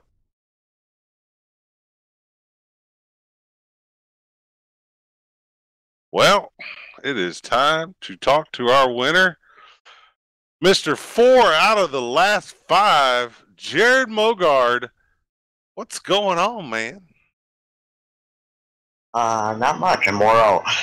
Wore out. Tell you, this was a long race tonight. This is the longest lap-wise and mileage-wise that we'll do all year in the Truck Series. But, man, I tell you, watch the beginning and the first part of that race, a lot of action, a lot of cautions there at the beginning, and all of a sudden we look up and here's old Jared running 6. Look up again, here's Jared running 3rd. And the next thing we know, Jared's out front where Jared's been for the last 4 out of 5 races. Tell us about your night, man. I started out a little iffy there. We were battled connection issues, so we were just kind of started right out in the back there and dodged that first big wreck on that. I don't know what it was, 3 or 4 or something, but then just went to the back and rode, and I don't know if this thing's got updates or what, but it sorted itself out and we were able to start racing and worked our way up to the field there. Well, heck yeah, bud. Right there, it looked like you and PJ Popham were probably 2 of the better trucks in the field tonight going down there, too. It looks like during those last 2 restarts, you were able to get a better restart and get away from the traffic. Was that the biggest difference as to why you were able to get away there? Yeah, it was. I mean, like you said, once I got up to second there, I mean, it came down to a battle of pickers between me and PJ. I mean, you know, that was really the only way you could pass because we were pretty equal, and even as the runs went on, we were still equal. So it came down to pit stops and stuff like that. And yeah, so we got lucky, and we're on the good side of the last couple of restarts there, and that was a big difference. I thought he would maybe follow me on that last one, but it looked like he fell back a little bit. I don't know if he got the wall or what, but yeah, that was the difference. Well, man, I tell you, you are on a tear in the NMTS series, the likes of which hadn't been seen. You've won 4 out of the last 5 races. You came into this season as a new guy on the NMTS side, missed Daytona. Ever since then, you've been qualifying in. You got you a charter now finally, so you're able to run all the races without having to worry about qualifying. But man, I tell you, you have really turned the NMTS series up on its roof with the last 5 races, man. What's the secret to all your success here lately? Honestly, man, same answer as always. You know, I really don't know. This past week we've been running a lot more official races, which probably just made us a little bit better. But that's really about the only thing I do is run the official races that iRacing has, and kind of get a feel for the track car combo, and kind of go from there. I mean, once you figure it out in the official stuff, you can pretty much parlay it over to the actual race here. And it worked, but I mean, it's luck. I mean, PJ is just as fast, if not a little bit faster, and there's a couple other guys that were caught up in that early wreck too that are right there. So I mean, just getting luck and catching the brakes is the biggest thing. I mean, yeah, we've been fortunate and we're kind of on a roll right now, but I mean, there's still 7, 8, 9 guys that are just as fast. Well, man, there you hear it from Jared, who's a lot more humble than probably I would be. I'll be honest with you. If I've won 4 out of the last 5, I'd be telling everybody how great I am. But Jared's not that kind of guy. He's a real humble guy. Anybody you want to thank, bud, before we let you go celebrate with the crew tonight? I don't know about humble. Just thankful to be here is the biggest thing. I mean, you guys got a good deal here, and just really thankful to be a part of it and get that charter. It makes life a lot easier. But I just got to thank Twitchy Race Reports and Nick Kaufman Racing Graphics for coming on board, being on this number 3 truck. Got to thank you guys for picking up the broadcast, and just all the sponsors and everybody that put this deal together this year. You know, I'm sure you guys have documented there was a lot of prizes and such on the line this year, and it's cool to be a part of for sure. But definitely got to thank the guys that made it possible to race for it too. Well, heck yeah, brother Jared. We really appreciate you being a part of the NMTS, and we wish you nothing but success moving forward. And again, your winner tonight, Jared Mogard, winner of the last 4 out of 5 in the NMTS Monday night SimSpec Truck Series. Well, congratulations to Jared Mogard and the whole Maxed Out Motorsports team on that win tonight. Definitely a humble guy, Robbie. He said he didn't know about humble, but definitely a humble guy, and very appreciative and thankful, which is something that you really look forward in a guy that's pretty much kind of carrying the flag right now and putting target on his back, but remains, sounds just cool as a cucumber, and remains pretty relaxed there for the target he's got on his back. I'm telling you, I don't think I could be as humble as him if I won 4 out of the last 5 races. I win one, I may be humble after winning that first one, eat a little humble pie, as we always talked about on the WFO team. But I tell you, Jared Mogard, I haven't been around the NMTS nowhere near as long as you have. I watched some dominant runs last year from our series champion we had last year, but I'm trying to think, but I don't think our series champion last year won 4 out of 5 races. So it's impressive. Yeah, I don't know that Tyler won 4 out of 5. I know he went on a hot winning streak there last year to win that. Definitely in hunt time he was nothing but money, but overall 167 laps, 14 cautions for 59 of those. Once things settled out, hit the groove, I feel like we saw some great racing all around. It was kind of one of them things, inertia took effect, and then we. Yeah, I tell you, it started off a little rough, but you got 32 of the best drivers on the iRacing servers, in my opinion, going after some of the largest prizes that you'll go after in any series. And, the aggression level and the intensity levels cranked up to 30 at the start of these races. And I think, unfortunately, some really good trucks got taken out there at the beginning. But like you said, as the race wore on, these guys kind of found their groove. Everybody was able to settle in. I thought we saw a really good race there, especially that last stage. I mean, Jared was able to pull away there, but the battle between David Heises, Zachary Kreiser, Jared Wishon, Craig Lerman, and Matthew Welzenbach for second through 6th place was amazing. Well, we're going to run down your complete standings now.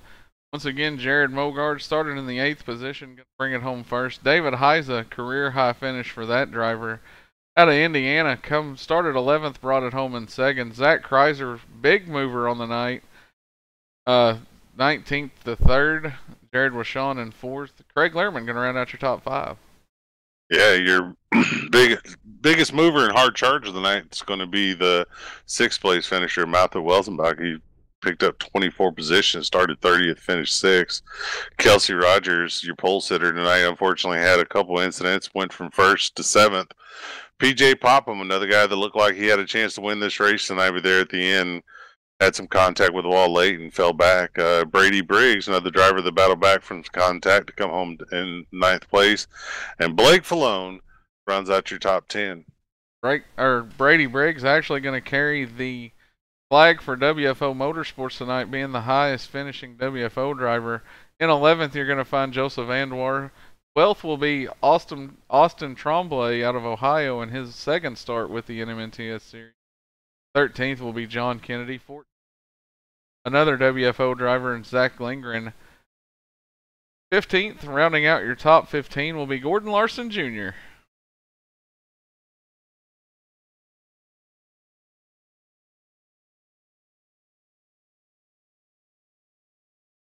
16th will be Blaine Falone. 17th, Trevor Harmon.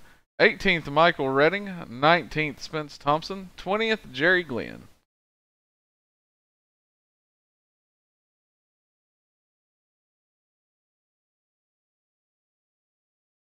'21st will be Scott Lacoe. 22nd will be Ryan Broderick. After starting 7th, we saw him have problems, have to pull off.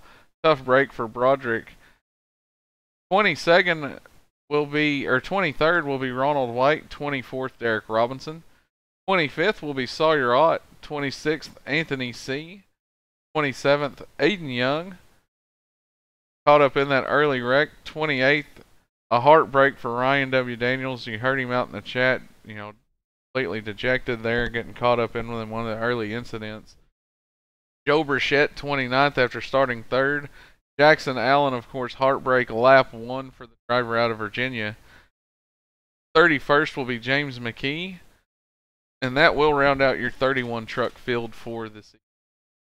All I know is I'm finding the guy in the technical booth that decided to unplug my mic and throw it outside the window. Me and him are going to have conversations here after the wrap up of the program here. I wondered what happened to you there. Well, we want to thank all of our sponsors here at Backwards Hat Productions. Ram Designs, Kyle Ramsey and the crew. Check them out over there for all your virtual wraps. 5-Star Drafting, our plans outrank theirs. You can go check them out if you're in the Florida area. Be happy to take care of all your drafting needs. SimSpec PC Towers. NASCAR Diecast fans, you can check them out on Facebook and Twitter for all of your up-to-date release dates, promo codes, everything in the diecast world. Last but not least, Thompson Seed and Garden, Muskogee, Oklahoma. Check them out if you're in the Muskogee area, looking to update those flower beds or lawns. Time is upon us. And the Brake Shop out of Muskogee, Oklahoma as well. Check them out if you're in the Muskogee area and looking to have some automotive work done, brakes, all that good stuff. Tell them Laurel Haven sent you. As we say goodbye to you tonight from the Kansas Speedway here in the Heartland, Kansas City, Kansas. Join us back here Wednesday night as we cover the NMNTS Dirt Night, followed by the always exciting Ram Series Street Stocks to cap off yet another week here in the Backwards Hat Productions. We want to thank everybody who tuned in tonight, hung out with us. We want to thank all the new likes we got on the Facebook page. Like I said, keep in mind we will be giving away our 200 like giveaway sometime in the days to come, so keep an eye out for that. And from all of us here at the Kansas Speedway, for Robbie Buckner, I'm Bradley Wilson. This is Backwards Hat Productions. Until Wednesday night, stay safe and we'll see you then.